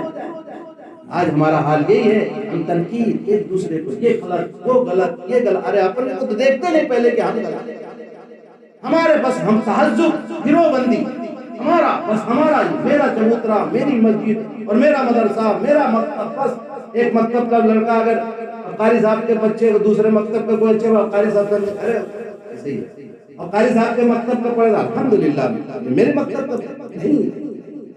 لا یجرمنکم شنآن قوم الا تعدلوا اعدلوا هو اقرب للتقوی، یہ سیرت قرآن کیا کہہ رہا ہے؟ تمہیں ذاتی عداوت اور دشمنی کسی کو اس بات پر نہ ابھارے کہ تم عدل اور انصاف کی بات نہ کہہ سکو، عدل انصاف کیا کرو، یہی تقوی کا طریقہ۔ میرے مدرسے کا طالب علم ہے تو وہاں سبحان اللہ، اور دوسرے مدرسے کا طالب علم اگر اچھا پڑھ لے تو وہ ایسے ہی ہے، نہیں وہ اچھا پڑھا، اس نے بہت اچھا پڑھا، یہ بولنا چاہیے، یہ ہے انصاف۔ میرے لڑکے نے کیا تو ہوتا، دوسرے کے لڑکے نے بہت غلط کیا، اس نہیں غلط اگر لڑکے نے کیا ہے تو لڑکے نے غلط کیا، یہ ہے انصاف، یہ ہے شریعت۔ پڑوس میں ہمارا غیر مسلم بھائی رہتا ہے، اگر اس کے بچے نے صحیح کہا اور میرے بچے نے غلط کیا تو یہ نہیں کہ وہ غیر مسلم ہے اور اس کو ہم پوری نظر سے دیکھیں نہیں وہ غلط ہے، ہمارا لڑکا یا مسلم لڑکا صحیح ہے وہ غلط، یہی تو بات ہے۔ مسلم ہو یا غیر مسلم ہو، کوئی بھی ہو، صحیح اور غلط کا امتیاز یہ ہماری شریعت کا امتیاز ہے۔ ہماری شریعت یہ ہمیں سکھاتی ہے کہ عدل انصاف کی بات کیا کرو، اعدلوا هو اقرب للتقوی، انصاف ہی تقوی کے سب سے زیادہ قریب کرے۔ ہماری جماعت میں ہے اس لیے صحیح ہے، دوسری کی جماعت کو غلط نہیں۔ دین کا کام اگر کوئی کر رہا ہے اخلاص کے ساتھ، ہم کسی کی نیت پر حملہ کرنے والے نہیں۔ ہمیں اللہ کیا جواب دینا ہے؟ ہم کوئی تہذب و گروہ بندی تھوڑا کرنے آئے، ہمیں اللہ کے لیے کام کرنا ہے، جو بھی کرنا میرا اللہ راضی ہے۔ میں مکتب چلا رہا ہوں، میرا مکتب صحیح ہے، دوسرا مکتب سب غلط نہیں، وہ بھی مکتب چلا، وہ ہمارے معاون۔ اگر دوسرے مکتب 10 قائم ہو رہے ہیں تو ان سے ہمیں ناراض نہیں ہونا چاہیے، ہمیں خوشی ہونا چاہیے کہ ہمارا کام جو تھا ہمارے کام بڑھتا اور زیادہ ہو۔ ابھی ہم 100 بچوں کو پڑھا رہے تھے، 9 مکتب اور قائم ہو گئے تو 900 بچے وہاں پڑھے، 1000 بچوں تک دین کا کام پہنچے۔ اگر کوئی ایک جماعت ہماری نکلی، ایک جماعت دوسری مسجد سے نکل گئی، بہت اچھی بات ہے، جماعت کا کام تھا اصلاح کرنے کی، لوگوں تک پہنچنے کی۔ اب 10 لوگ اصلاح کر رہے تھے، 20 لوگ اور نکل گئے، اب 30 لوگ اصلاح کریں گے اپنے نفس، معاشرے میں خیر آئے گا، لوگوں کو خیر تک پہنچے گا، خود بھی خیر آئے گا اور دوسروں تک بھی ہمارے ذریعے سے خیر پہنچے گا۔ جماعتوں میں نکلنا اصل دوسروں کو پہنچانا نہیں ہے، اپنی ذات کو درست کرنا۔ ہمیں جو نکالا گیا ہے اپنی ذات کو سدھارنے کے لیے، یہ تو ضمناً دوسروں تک پہنچے گا انشاءاللہ۔ ایسے مکتب کو جو ہے، جو مکتب کے ذریعے سے ہمارے حضرت علی صدیق صاحب رحمۃ اللہ علیہ فرمایا کرتے تھے، مکتب اور دعوت و تبلیغ کے جامع تھے، تو آپ سب علاقے والے جانتے، فرماتے بھائی دین کا کام کرنا ہے، کہیں بستی میں پہلے مکتب شروع ہوگا پھر دعوت کا کام ہوگا، مٹھیا بنے گا ہمارا، کہیں دعوت کا کام پہلے ہوگا پھر وہاں مکتب کا کام، یہ دونوں چیزیں چلیں، ہمارے کام ہے سب، نہیں صاحب ہم مکتب والے ہیں، اور نہیں ہم تو جماعت والے، ہم کو مکتب سے کوئی مطلب نہیں، سب ہمارے کام ہیں۔ قرآن کی تعلیم بھی، قرآن کا تزکیہ نفس بھی اور دعوت و تبلیغ بھی ہمارے سارے کام ہیں۔ ہمیں متفق اور متحد ہو کر دل کی گہرائیوں سے اللہ کو حاضر ناظر کر کے ہمیں کام کو کرنا ہے، تاکہ جائے رحمت للعالمین سرکار مدینہ صلی اللہ علیہ وسلم کا لائے ہوا مبارک دین دنیا کے ہر مکان مکان تک پہنچے، وہ پہنچے گا انشاءاللہ۔ تو ہمارا حصہ بھی لگ جائے، ہاں ہمارا محتاج نہیں اللہ، ہم محتاج ہیں اس کو۔ اِنَّا نَحْنُ نَزَّلْنَا الذِّكْرَ وَإِنَّا لَهُ لَحَافِظُونَ، قرآن پر اللہ نے اترا کہ ہم اس کی حفاظت کریں گے، ہم نے نازل کیا اور ہم اس کی حفاظت کریں گے، اس کو کوئی مٹا نہیں سکتا۔ خورشید یہ دین احمد کا عالم کے افق پر چمکے گا، یہ نور ہمیشہ چمکا ہے، یہ نور برابر چمکے گا۔ ہمیں اپنی زندگی کو اگر چمکانا ہے تو محمد رسول اللہ صلی اللہ علیہ وسلم کی دین سے جڑ جائیں، دین کی دعوت تبلیغ ہو یا شعبہ مکاتب ہو یا کتابت ہو، زندگی کے جس پہلو سے بھی جس انداز دعوت کا کام ہو رہا ہے ہمارا اس کا سپورٹ، ہم اللہ کے لیے اس کا سپورٹ کر رہے ہیں۔ کوئی اچھی کتاب لکھی ہے، کتاب کے ذریعے سے بھی ہے، کسی نے اچھی تقریر کر دی، کسی ایسے مجمع میں جہاں ماحول بنا دیا، اس کا ساتھ دینا، وہاں بھی جانا ہے، وہاں یہ نہیں کہنا کہ نہیں جلسہ جلوس میں جانا ہمارا کام نہیں، ارے بھائی وہاں بھی جانا ہے۔ نہیں کہیں ماحول ایسا ہوتا ہے آپ جو ہے 50-100 لوگ پہنچ جاؤ گے سب دعوت کے ساتھ ہی ایک ماحول بنے گا، آپ کو ہی تو فیلڈ ملے گا۔ تو یہ بھی آ جاتا ہے، شیطان لاتا ہے کہ نہیں ہمارا کام نہیں، اپنا سو جاؤ، بولو تہجد پڑھنا صبح بلا وجہ جو ہے جلسہ جلوس میں نہیں جانا، نہیں جلسے جلوس میں بھی جانا ہے۔ ہاں اگر وہاں کوئی دنیا کی باتیں ہو رہی ہیں نہیں جانا اس میں، اگر دینی پروگرام ہو رہا ہے، مکتب کا پروگرام ہو رہا ہے، بچے پڑھ رہے ہیں، مدرسے کسی عالم دین کا بیان ہو رہا ہے، تو ہمیں محتاج بن کر کے وہاں جانا ہے، ورنہ ہمیں اللہ عجب کی وجہ سے ہمیں کوئی جماعت آئی ہے ہم نہیں بیٹھیں گے، ہم تو عالم ہیں، ہم کو کیا ضرورت جماعت کی، جاہلوں کی جماعت نہیں۔ اس وقت اللہ اس کے دل کی گہرائی سے کوئی بات کہلا دے اور اللہ ہماری زندگیوں میں تبدیلی پیدا کرے، ایسا کوئی ضروری نہیں ہے کہ کوئی بیچارے علم سیکھ لے، تھوڑا علم تو جو ہے وہ علم تھوڑا اضافہ کریں گے، لیکن درد کا اضافہ ہو سکتا ہے۔ 4 مہینے کوئی روز ہو کر آیا ہے اور رات میں تہجد میں اٹھ کر کے اللہ سے مانگا اور اللہ سے رویا ہے، اور اس رونے والی آنکھ اور آپ کی نگاہ مل گئی، اور اس رونے والے آنکھ اور دل کی گہرائی بات، سیدھی سادی بات جو آپ کو خود معلوم ہے لیکن آپ بار بار اس کو پڑھ چکے ہو، لیکن اس کے جلے ہوئے اور درد بھرے دل سے وہ بات نکل گئی، آپ کی دل کی دنیا بھی بدل سکتی۔ اس لیے میرے بھائی بزرگ دوستو، ہمیں کبھی شیطان کی چالوں سے ہم سب کو بچنا ہے۔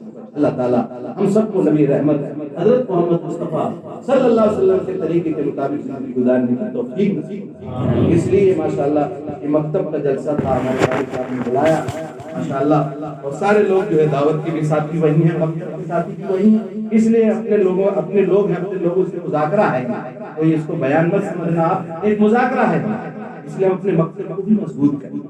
دیکھیے آپ اگر قاری صاحب کو مشغول رکھیں گے اس میں تو ان کا بھی انتظام کرنا پڑے گا، سمجھ رہے ہیں آپ؟ اب سوچے قاری صاحب کہیں جا بھی نہیں سکتے، تجارت بھی نہیں کر سکتے، اور کچھ تنخواہیں بھی نہیں ہم دے رہے ہیں اور تنخواہ بھی نہیں بڑھا رہے ہیں، تو یہ ہمارے لیے جو ہے بہت لمحے فکری، حالانکہ انہوں نے ایسا کچھ کہا نہیں ہے، کہ میرے دل میں آیا کہ قاری صاحب کا یہ انہی کی کوئی مثال نہیں ہے، کہیں بھی اگر مدرس کوئی کام کر رہا ہے تو اس معلم کا خیال رکھنا ہماری ذمہ ہے اور اس کو احساس ہونا، اس لیے کہ وہ تنخواہ لینے سے کوئی بے عزت نہیں ہو جاتا۔ حضرت تھانوی رحمۃ اللہ نے لکھا کہ وہ ایک سرکاری ملازم بھی حکومت کی زکات سے پلتا ہے اور ایک معمولی آدمی بھی، بس اس کی حقارت یہ ہے کہ اس کو 50,000 زکات کھا رہا ہے اور یہ اس کو 2,000 دے رہے ہیں، 2,000 تو حقارت تو اس کی ہونی چاہیے کہ تم قوم کا 50,000 کھا رہے، تو اس کو تو کوئی اس کو عزت میں دیکھتے ہیں کہ کتنی چھت ملتی ہے، 50,000 تنخواہ ملتی ہے۔ تنخواہ کیا ہے؟ عوام کا پیسہ تو ہے، آپ کی خدمت میں لگا ہے تو عوام حکومت اگر اسلامی ہے تو اسی سے دے گا، غیر اسلامی ہے تو وہ بھی عوام کا پیسہ ہے، تو عوام کا پیسہ اگر مولوی کھا رہا ہے تو عوام کا پیسہ تو ایک افسر بھی کھا رہا ہے، اس افسر کے سامنے آپ ہاتھ باندھے کھڑے ہو، وہ تو 50,000 کھا رہا ہے، اگر یہ 3,000 والا مجرم ہے اور اس کی کوئی حقیقت نہیں ہے کیونکہ یہ پیسہ لیتا ہے تو وہ تو 50,000 والا اس سے ڈبل مجرم ہونا چاہیے۔ عقل سے بھی سوچو آپ۔ حضرت تھانوی رحمۃ اللہ علیہ حکیم الامت، انہوں نے لکھا کہ بھئی یہ کوئی معیار نہیں ہے کسی کے آنکھنے کا کہ وہ تنخواہ لے رہا ہے تو اب وہ بیکار ہو گیا۔ حضرت ابوبکر صدیق رضی اللہ تعالیٰ عنہ، حضرت عمر بن خطاب رضی اللہ تعالیٰ عنہ، یہ وہ اکابر صحابہ خلفائے راشدین جن کی زندگی مثالی اور نمونہ، جنہوں نے پورا سب کچھ لگا دیا، وہ جب خلافت راشدہ کے حقدار ہوئے اور ذمہ داری سنبھالی تو حضرت ابوبکر صدیق رضی اللہ تعالیٰ عنہ نے بیت المال سے وظیفہ مقرر ہوا کہ اب آپ سلطنت کے کام میں، امت کے کام میں لگ جائیں گے، اب آپ کو کمانے کی اجازت، اب آپ کو جتنی ضرورت ہوگی وہ وہاں سے دیا جائے گا۔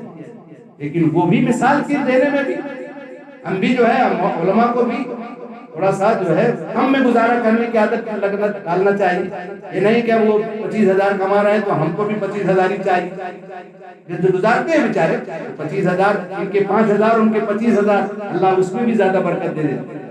علماء کو اپنے نبیوں کا، خلفائے راشدین کا طرز اختیار کرنا ہے اور عوام کو محبت والا طرز اختیار کرنا ہے، تو ایک جوڑ جب پیدا ہوگا تو انشاءاللہ دلوں کے جوڑ سے اللہ تعالیٰ خیر کو ملے گا۔ یہ سیرت کا ماحصل ہے۔ اللہ کے پیارے حبیب سرکار مدینہ جناب محمد رسول اللہ صلی اللہ علیہ وسلم کی سیرت طیبہ کو پڑھیں، آپ کا بچپنا بھی پڑھیں، آپ کی جوانی بھی پڑھیں، آپ کی ازدواجی زندگی بھی پڑھیں، آپ کی بیویوں کے ساتھ کیا معاملات اور کیسے بھیا کیا اختیار کیا انہوں نے وہ بھی پڑھنا۔ حضور اکرم صلی اللہ علیہ وسلم نے فرمایا کہ خیرکم خیر لأہلکم، خیرکم خیر لأہلکم انا خیر لأہلی، فرمایا تم میں سب سے بہتر وہ ہے جو اپنے اہل و عیال کے لیے بہتر ہو، میں اپنے بیوی بچوں کے لیے سب سے بہتر شوہر بننے۔ یعنی ہم دیندار تو ہیں، بات عورتوں کی شکایتیں آتی ہیں دینداروں، حضرت بڑے دیندار بنتے ہیں، عورتوں کو گالی بکتے پھینکتے، برتن پھینکتے ہیں، ان کا غصہ نہیں آپ نے دیکھا؟ ایک صاحب نے شکایت کر دی خاتون کہ برتن پھینکتے، بولے ذرا سا نمک کم ہو گیا اور سالن گڑبڑ ہو گیا تو پھینک دیتے، اور ابو بولے کھاتے نہیں، غلط بات۔ حضور اکرم صلی اللہ علیہ وسلم فرمایا ما آب رسول، حضور کے بارے میں فرمایا، حضرت انس رضی اللہ تعالیٰ عنہ 10 سال آپ کی خدمت میں رہے، آپ نے بیان فرمایا ما آب رسول اللہ صلی اللہ علیہ وسلم طعام قط، میرے آقا محبوب دو عالم صلی اللہ علیہ وسلم کی خدمت میں 10 سال رہے اور ان کی زندگی بتائی کہ 10 سال میں رہا، آپ نے کبھی کسی کھانے میں کوئی عیب نہیں رکھا، آپ کو پسند ہوتا آپ کھا لیتے، نہیں پسند ہوتا تو چھوڑ دیتے، کھانے کے لیے کبھی نہیں کرتے۔ علماء بھائی ان کو بھی دیکھنا چاہیے، اچھا نہیں آتا، مزاج نہیں ہونا چاہیے، مزاج نبوی، نبوت رحمت للعالمین سرکار مدینہ کے ماننے والے ہو، ہر جگہ اپنے آپ کو تابع کر۔ مولا بخش بھائی ایک دم غصے میں آ جائیں ایسا سالن بنا، ایسا نہیں آتی، تو آپ پھر اب یہاں تو بڑے دیندار بنے بیٹھے، اب گھر سے شکایت آ جائے تو نہیں، شکایت نہیں ہے ان کی مثال، یا ہماری شکایت آ جائے کہ مولانا بیان تو بڑے اس سے، اور ان کی والدہ کہنے لگے کہ وہ حضرت کو ذرا ذرا آ جاتا ہے تو پھر کھا کے چلے جاتے ہیں، تو آپ کیا کہیں؟ بیان کرنے کے لیے شریعت نہیں۔ بھائیو اپنی زندگی کو تبدیل کرو، اپنے گھریلو زندگی کو اچھی کرو، اپنے عورتوں کے ساتھ حسن معاشرت اختیار کرو۔ عورتیں بھی اللہ، میرے بھائیو آخری حجۃ الوداع کا خطبہ جو ہے میرے آقا جناب محمد رسول اللہ صلی اللہ علیہ وسلم کا جو آخری خطبہ ہے، اللہ کی توحید کے بعد سب سے پہلے جو آپ نے کہا استوصوا خیر بالنساء، حضور نے فرمایا ہے وصیت کو قبول کرو، تم وصیت کو قبول، اچھا عورتوں کے ساتھ اچھا بہتر برتاؤ کرنے کی وصیت کو قبول کرو۔ یاد رکھو عورتوں پر ظلم مت کرنا، عورتیں اللہ کی مخلوق ہیں، تم ان کی بہت سی چیزوں سے فائدہ اٹھاتے ہیں۔ حضور اکرم صلی اللہ علیہ وسلم نے فرمایا اگر ان کی ایک عادت کوئی ناپسند ہے اس میں تم چڑھ جاتے ہو، ان کی کتنی چیزوں سے تم فائدہ اٹھاتے ہو۔ حضور اکرم صلی اللہ علیہ وسلم نے فرمایا الدنیا کلھا متاع خیر المتاع المرأۃ الصالحہ۔ ہماری ماں بہنیں سن رہی ہیں، ہمارے آقا جناب محمد رسول اللہ صلی اللہ علیہ وسلم نے فرمایا دنیا پوری کی پوری نفع کی بہترین نعمت ہے، بہترین نفع کی چیز نیک صالح بیوی۔ نیک صالح بیوی کس کو کہتے ہیں؟ نیک صالح بیوی حضور نے فرمایا اذا نظرت جب وہ تم کو جب دیکھے، شوہر جب تم کو دیکھے تو تم اس کو خوش کر، جب شوہر دیکھے تو تم خوش ہو جاؤ، یعنی تم خوش کر دو ان شوہر کو خوش کر۔ اب ہماری ماں بہنیں، شوہر آیا بیچارہ کما کے پریشان ہو کر کے آفس سے، اور کس طرح سے آیا، اب انہوں نے کہا بالکل عجیب آدمی ہو، 1 گھنٹے سے کیا کر رہے تھے وہاں، کہاں تھے؟ اب بیچارہ نے کہا یار وہاں سے تو آفس سے پچتے ہوئے آئے اور بیگم نے جو ہے جو پچا دیا، تو بیچارہ کیا کرے؟ آپ کا کام یہ ہے کہ آفس سے آئے ہیں، آپ نے کہا شوہر آئے السلام علیکم، وعلیکم السلام ورحمۃ اللہ وبرکاتہ، وعلیکم السلام کہہ کر فوراً جو ہے پانی لائیے، پانی چاہیے، چائے بنا دیتی ہوں، تو کتنا دل خوش ہو جائے گا، ہاں اس کا دل خوش ہو جائے گا کہ سارے غم بھول جائے گا آفس کے، اور کھیت سے آیا ہے پریشان ہو کر کے یا دکان سے آیا پریشان ہو کر، آپ کے اس انداز سے، مسکراہٹ سے، اور ایک آپ نے پیالی چائے بنا کر کے پلا دیا یا کچھ ناشتہ دے دیا، جو بھی ضرورت تھی اس کی پوری کی، یہ لیجیے لنگی لیجیے بدل لیجیے، بیٹھیے آپ پریشان کیوں ہیں، آج آپ کا چہرہ اترا ہوا ہے، کیا بات ہے، یہ آپ کی بھی ذمہ داری ہے، آپ اس کو جب دیکھیں تو خوش کر، اور وہ جب غائب ہو تو ان کی عزت اور اس کے مال کی حفاظت۔ اگر شوہر پسند کرتا ہے کہ کوئی نہ آئے گھر میں، ہمت آئے، آپ ان کی امانت، اور ان کے گھر میں آپ ان کی امانت کی، ان کے بچوں کی پرورش دیکھ بھال بھی کر رہی ہیں، یہ اتنا بڑا عمل ہے۔ حضور اکرم صلی اللہ علیہ وسلم نے فرمایا جو عورت اپنے گھر میں اپنے شوہر کی عزت کو حفاظت کرتی ہے، شوہر کو خوش رکھنے کی کوشش کرتی ہے، نمازوں کی پابندی کرتی ہے، اپنے بچوں کی پرورش میں اپنے کپڑے میلا کرتی ہے، مجاہد فی سبیل اللہ کی طرح اس کا اجر، جو سرحدوں کی حفاظت کرنے والا، جو فوجی، جو جنرل اسلامی جو فضیلت ہے، وہ عورت گھر کی چہار دیواری میں بند رہ کر اتنی بڑی فضیلت حاصل کرتی ہے۔ ایک روایت میں تو یہ بھی ہے کہ جو یہ کام کر لے، نمازوں کی پابندی کر لے، اپنے شوہر کی عزت کی حفاظت کر لے، اپنے شوہر کو خوش رکھے، فرمایا جنت کے جس دروازے سے چاہے وہ داخل ہو جائے۔ میری مائیں بہنیں، کتنی آسان ہے تمہارے لیے جنت، اس لیے اپنی زبانوں کو کنٹرول میں رکھو۔ اپنی زبان کو اگر تیز زبان استعمال کریں گی، شوہر خاموشی سے سن لے گا، لیکن آپ کے لیے وہ والد جان ہے۔ اس لیے میری مائیں بہنیں جو سن رہی ہیں، کتنے گھر بگڑ جاتے ہیں زبانوں سے۔ ایک صحابی حضور کی خدمت میں آئے اور کہا یا رسول اللہ مجھے مختصر سی نصیحت کر دیجیے۔ آپ نے فرمایا عمل کلے کلے، اپنی زبان کو کنٹرول میں رکھو۔ حضور نے فرمایا من سمت نجا، جو خاموش رہا وہ نجات پا گیا۔ اگر شوہر غصے میں ہے، بہنوں سے گزارے خاموش رہو، یا بیوی غصے والی ہے تو شوہر سے کہے وہ خاموش رہ، نکل جائے باہر، تھوڑی دیر میں پھر آ جائے۔ شوہر کو تو اللہ نے تھوڑا حکمت دی ہے اور قوت بھی دی ہے، عورتیں بیچاری ضعیف کمزور طاقت کم ہوتی ہے، ان کو غصہ جلدی آ جاتا ہے، تو شوہر کو بہت نبھانا چاہیے۔ لیکن ماں بہنوں سے بھی گزارش ہے، ان کی زبان بھی اتنی چرب زبانی نہیں ہوتی، ارے ترے سے تک بات کرتی ہے، بات جگہ پر تو ہاتھ تک چھوڑ دیتی۔ اب ایسی عورت کو تو سیدھا جہنم ہے۔ ہاں، اللہ ہم سب کی حفاظت۔ حضور نے فرمایا سب سے زیادہ میں نے عورتوں کو جہنم میں دیکھا ہے۔ حضور اکرم صلی اللہ علیہ وسلم سے پوچھا گیا یا رسول اللہ اس وجہ سے؟ حضور نے فرمایا تکثر اللانا وتکثرن الاشیر۔ دو غلطیاں حضور نے بیان فرمائی، سن لیجیے کان کھول کر کے۔ میں نہیں کہہ رہا کہ مولانا آ گئے بھڑکانے کے لیے شوہر کو، نہیں۔ حضور اکرم صلی اللہ علیہ وسلم نے فرمایا کہ دو عادتیں عورتوں کی ایسی ہیں جس کی بنیاد پر میں نے جہنم میں دیکھا ہے۔ وہ کیا ہے؟ اکثر بہت لعنت بہت زیادہ کرتی ہے، غصہ آیا تو لعنتان جو ہے چمچ اور برتن میں تک لعنت کر دیتی ہے، اس پر لعنت، دیوار پہ بھی لعنت اور برتنوں پر تک لعنت بھیج دیتی ہے، اتنی لعنت، اتنی اس پر جو ہے گالیاں بکتی۔ اور فرمایا شوہر کی ناشکری بہت کرتی ہے۔ ویسی ناشکری، بیچارے رات دن مولا بخش بھائی قیمتی قیمتی لباس لا لا لا کے پریشان ہو گئے، اور شادی آئی ابھی، تمہارے ہاں دو ٹھیک، ہمارے حضرت قاری صدیق صاحب رحمۃ اللہ علیہ کے جملے، تمہارے ہاں تو دو ٹھیکرے دو چیتڑے کے علاوہ کچھ بھی نہیں ملا۔ اگر وہ بول دے بھابھی ہماری تو بہت بری بات ہے، بیچارے زندگی میں پہنایا اور ذرا سا ناراض ہو گئے تو کہنا ایک ٹھیکرا ایک چیتڑے کے علاوہ کچھ بھی تو نہیں تیرے ہمارے گھر میں دیکھا۔ یہ عورتوں کی عادت ہوتی ہے، یہ ڈھیر سارے سامان، مطلب 20 جوڑے رکھے ہوئے ہیں، اگر شادی میں نیا جوڑا نہ بنا تو آپ موڈ خراب، فضول خرچی ہے۔ 20 جوڑے کیا کرو، یا تو میرا دیا کرو، دیو غریب عورتوں کو تو بنا ہوا سال 20 جوڑے ان کو گنتی رہتی ہے، 30 ہو گئے میرے، 21 ہو گئے میرے، 22 ہو گئے میرے، 25 جوڑے رکھے تھے، کیا مطلب؟ جو استعمال میں نہ آئے کیا مطلب اس کا؟ اس لیے میری ماں بہنوں سے گزارش ہے کہ کپڑوں کے بجائے زیور لے لیا کرو، کپڑوں میں زیادہ مت خرچ کرو۔ بلا وجہ 25 جوڑے رکھے ہوئے ہو، یہ فضول خرچی ہے۔ ان المبذرین کانوا اخوان الشیاطین، اللہ نے قرآن میں فرمایا کہ فضول خرچی کرنے والے چاہے عورتیں ہوں یا مرد و شیطان کے بھائی ہو ان کی بہنیں، کہ فضول خرچی نہیں کرنا۔ ضرورت ہے 10 جوڑے لینا، بلا وجہ بتانے کے لیے کہ میرے 25 جوڑے ہیں تو نکالتا، میری پڑوسین کے 25 جوڑے ہیں، انہوں 5 جوڑے اور لاؤ، میرے یہاں 30 جوڑے ہونے چاہیے، اس سے 5 جوڑے آگے رہنا چاہیے۔ یہ سب شیطانی ہر بات۔ ہمیں کسی کو کسی سے مقابلہ نہیں کرنا، اپنی ضرورت کی چیز کو منگانا، بلا ضرورت چیزوں کو جمع کرنا اچھا نہیں۔ اللہ تعالیٰ ہماری ماں بہنوں کو بھی سمجھ دے۔ ہمارے بعض لوگ ایسے ہوتے ہیں بیچارے کہ 2 جوڑے بھی نہیں جڑتے، ان کے مردوں کی غلطی ہوتی ہے۔ آج بہنیں ایسی بھی ہیں بیچارے اتنے صبر کے ساتھ گزارتی ہیں، 3 جوڑے پر 2 جوڑے پر پوری زندگی گزار دیتی ہیں، ان کو توفیق ہی نہیں ہوتی۔ یا تو مائکے سے لائیں گی اور حضرت کچھ بھی نہیں بنوائیں گے، کہتے تھے مائکے سے تو لے آئی، ابھی تم بھی اس کا دل خوش ہونا چاہیے، اس کے لیے کرو، نہیں تو کہہ دو یہ پیسے رکھ لو۔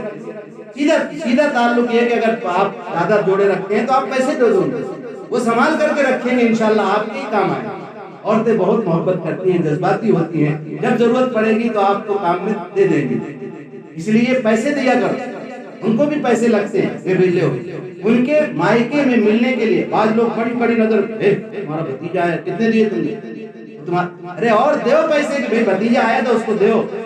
یہ سب صلہ رحمی کے طریقے ہیں، ہم سب سنت بھول جاتے ہیں۔ ایک ہی سنت یاد ہے کھانے والی، میٹھا کھانا سنت ہے اور مٹھائی بنوا لو، یہ کر لو بس، اور کوئی سنت یاد نہیں۔ ایسے تو ان کو ان کے مائکے بھیجو، ان کے مائکے والوں کو برا مت کہو۔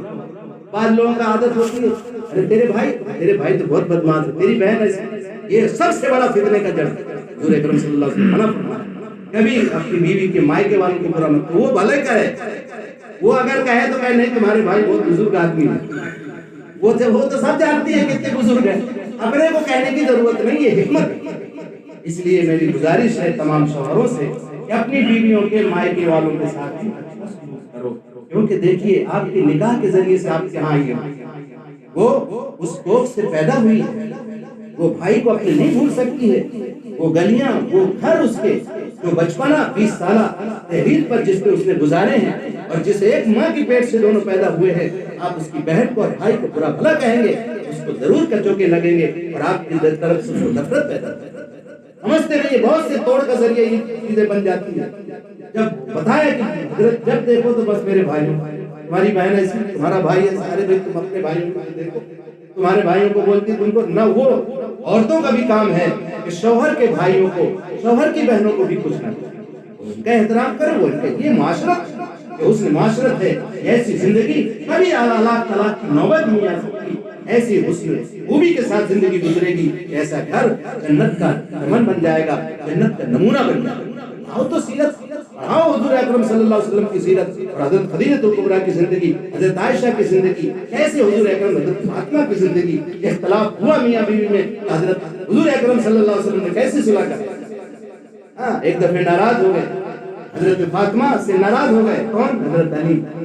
حضرت علی بھی چچا زاد بھائی آپ کی خدمت میں، وہ بھی ان کی تربیت میں چلے گئے، وہاں مسجد میں لیٹ گئے، جا کے پکا فرش تو تھا نہیں، کچا فرش تھا، سو گئے جا۔ میں نے معلوم ہوا کہ شریف آدمی جب ناراض ہوتا ہے تو کہاں جاتا ہے؟ مسجد چلے گئے۔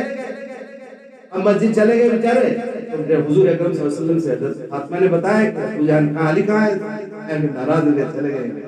حضور فوراً پہنچے اور آپ لیٹے تھے تو مٹی لگی تھی بدن میں، حضور نے کہا قم یا ابا تراب، اے مٹی والے اٹھو، اے مٹی والے اٹھو۔ حضرت علی کو اٹھایا اور پانی پانی ہو گئے، حضرت علی حضور آ گئے، پھرائے دونوں کو کمرے میں لے گئے، دونوں کا ہاتھ، آپ نے دونوں کو ہاتھ اپنے سینے میں دونوں کو ملایا، ان کا ہاتھ ان کے ہاتھ پر، ان کا ہاتھ ان پر، بولو ہماری صلح ہو گئی، بولو ہماری صلح ہو گئی۔ یہ باپ کا انداز ہے۔ اب باپ بیٹی ایسی نہیں ہے، تیری ایسی تیسی کر دوں گا، تم نے میری بیٹی کو کیسے کر دیا؟ بیٹی کبھی گھر توڑنے میں بیٹیوں کا تو کم، ساسوں کا اور گھر کی ماؤں کا اور باپوں کا زیادہ کردار ہوتا ہے۔ اپنی بچی کو حضور اکرم صلی اللہ علیہ وسلم نے کہا ان کو لے کر آئے، یہ نہیں کہا کہ میں دیکھ لوں گا علی کو، میرا پروردہ ہے، میں نے پالا ہے، اور میری بیٹی کو ستا کے چلا گیا، ٹینشن دے کر کے چلا گیا، ابھی بتاتا ہوں علی کی خبر لیتا ہوں۔ ایک باپ ہونے کی حیثیت سے، ماں ہونے کی حیثیت سے اپنے گھروں کو آباد کرنے والی زندگی سے یہ تعلیم کے حلقے میں آئے۔ جماعت کا سیدھا سادہ کام آدمی کو سمجھ میں نہیں آتا۔ خدا پاک کی قسم، دعوت و تبلیغ کے کام کو صحیح انداز سے اگر کیا جائے ساری حرج دور ہوتی ہے۔ تعلیم کے حلقے میں کیا ہوتا ہے یہ تو سکھایا جاتا ہے۔ تعلیم بھی ہماری ایسی ہو رہی ہے، بس لکھ کے دے دیتے ہیں کہ ہاں کتنے گھروں میں تعلیم ہو رہی ہے، وہ لکھتے گھروں میں، حقیقت میں کتنے میری نہیں ہو رہی۔ ہاں قاری صاحب، قاری عابد صاحب سے پرچہ بھروائے، انہوں نے کہا 10 گھروں میں تعلیم ہوتی ہے، معلوم ہو کہ قاری صاحب کے خود ہی نہیں ہوتی۔ مثال دیا، میں اپنے سے جانتا ہوں نا، ہم خود غفلت کرتے ہیں۔ اب کیا کریں، بھرتے کاغذ نہیں، ہمیں کاغذ نہیں بھرنا، نہیں ہوتی ہے تو نہیں ہوتی ہے، تاکہ ہمیں فکر، تاکہ ہمارے اللہ والے جو کارگزاری لے رہے ہیں وہ فکر دلائیں کہ بہت بات نہیں۔ اب ہم نے پرچہ بھر کے دے دیا، وہ بھی خوش ہو گئے کہ ماشاءاللہ سبحان اللہ، لاٹ میں 10 جگہوں پہ تعلیم۔ اب وہ تو خوش ہو کے چلے گئے، معلوم کہ 2 گھر میں بھی نہیں ہو رہی، تو فتنہ اور فساد تو ہوگا، وہ شادیوں میں ظاہر ہو جاتا ہے۔ تعلیم کا سب پورا نچوڑ شادیوں میں آ جاتا ہے، کتنی تعلیم ہو رہی ہے۔ ہاں اللہ تعالیٰ ہم سب کو وعدہ کرو کہ انشاءاللہ دین کے سارے شعبوں میں اللہ کے لیے مدد کریں گے، مکاتب کو بھی قائم کریں گے، دعوت و تبلیغ کا ساتھ دیں گے۔ دنیا کتنے بھی مسائل اٹھاتی رہے، اللہ نے سادہ طریقہ دیا ہے۔ ہمارا جماعت کا کام علماء کی نگرانی میں ہو رہا ہے۔ سعودی کے فتوے پر، کسی کے فتوے پر پریشان ہونے کی ضرورت نہیں ہے۔ اب وہاں شروع ہو رہی ہے نعت گانا باجا، پتہ نہیں کیا کیا شروع کر رہے ہیں، تو آدمیوں کو ذہن بھٹکانے کے لیے دعوت و تبلیغ کو بین کیا جائے، پھیلانے کی کچھ بھی نہیں۔ کہ پوری دنیا میں اللہ نے اس کام کو پھیلا دیا ہے، دنیا کی کوئی طاقت نہیں کر سکتی ہے، اس لیے ہمیں اس کام کو مضبوطی کے ساتھ کرنے کی ضرورت ہے۔ علماء کی تائید ہے اس میں۔ دارالعلوم دیوبند کے فارغ، دارالعلوم دیوبند کے سب سے پہلے شیخ الہند کے شاگرد حضرت مولانا الیاس صاحب رحمۃ اللہ علیہ، کوئی ایسے ویسے آدمی کا کام شروع کیا ہوا نہیں ہے جو کچھ بھی جاہلوں کی جماعت ہے اور فلانی جماعت ہے، بتانا کہاں ایک علماء اس کو لگے ہوئے کس نے کہا جاہلوں کی جماعت تم جھوٹ کا پلندہ بنا کر کے فتوے جاری کر رہے، تمہارے فتوے پر کون دھیان دے رہا؟ اس لیے ہمیں اپنے کام کو مضبوط کرنا، اپنے مکاتب کو مضبوط کرنا ہے۔ ہندوستان سے آیا، بولے ہندوستان تو ہندوستان کے ہمارا باندھ رہا ہے، ہندوستان میں ہمیشہ دین رہا ہے۔ ہندوستان کی سرزمین وہ ہے جو اولیاء کی سرزمین ہے، ہندوستان کی سرزمین وہ ہے۔ اور غیر عربی ہونا ہی ہدایت کی علامت ہوتی تو عربی کے علاوہ بخاری شریف، بخارا سمرقند، بخارا ازبکستان اور افغانستان کے بارڈر میں ہے، وہاں امام بخاری دفن ہے، بخاری شریف شوق سے پڑھ رہے، وہ تو کسی عربی کی لکھی ہوئی نہیں ہے۔ یہ ساری چیزیں ہیں الحمدللہ، اس سے کوئی جو ہے ذرا بھی اپنا دل چھوٹا کرنے کی ضرورت نہیں ہے۔ ہم کام مضبوطی کے ساتھ اور اخلاص کے ساتھ اللہ کے لیے کرنے کی ضرورت ہے۔ تیری میری کے بجائے ہم اللہ سے رو دھو کر کے اللہ سے منوائیں۔ اس کام کی کوئی تعارف کی ضرورت نہیں ہے، اللہ نے پوری دنیا میں اس کام کا تعارف کروا دیا ہے۔ یہ کام میرے بھائیوں، اللہ تعالیٰ اس کو اور مزید برکت عطا فرمائے۔ ہمارے سارے علماء کہ کچھ لوگوں کے کچھ افرادی غلطی ہر شعبے میں ہے، تو وہ کوئی بنیاد نہیں ہے۔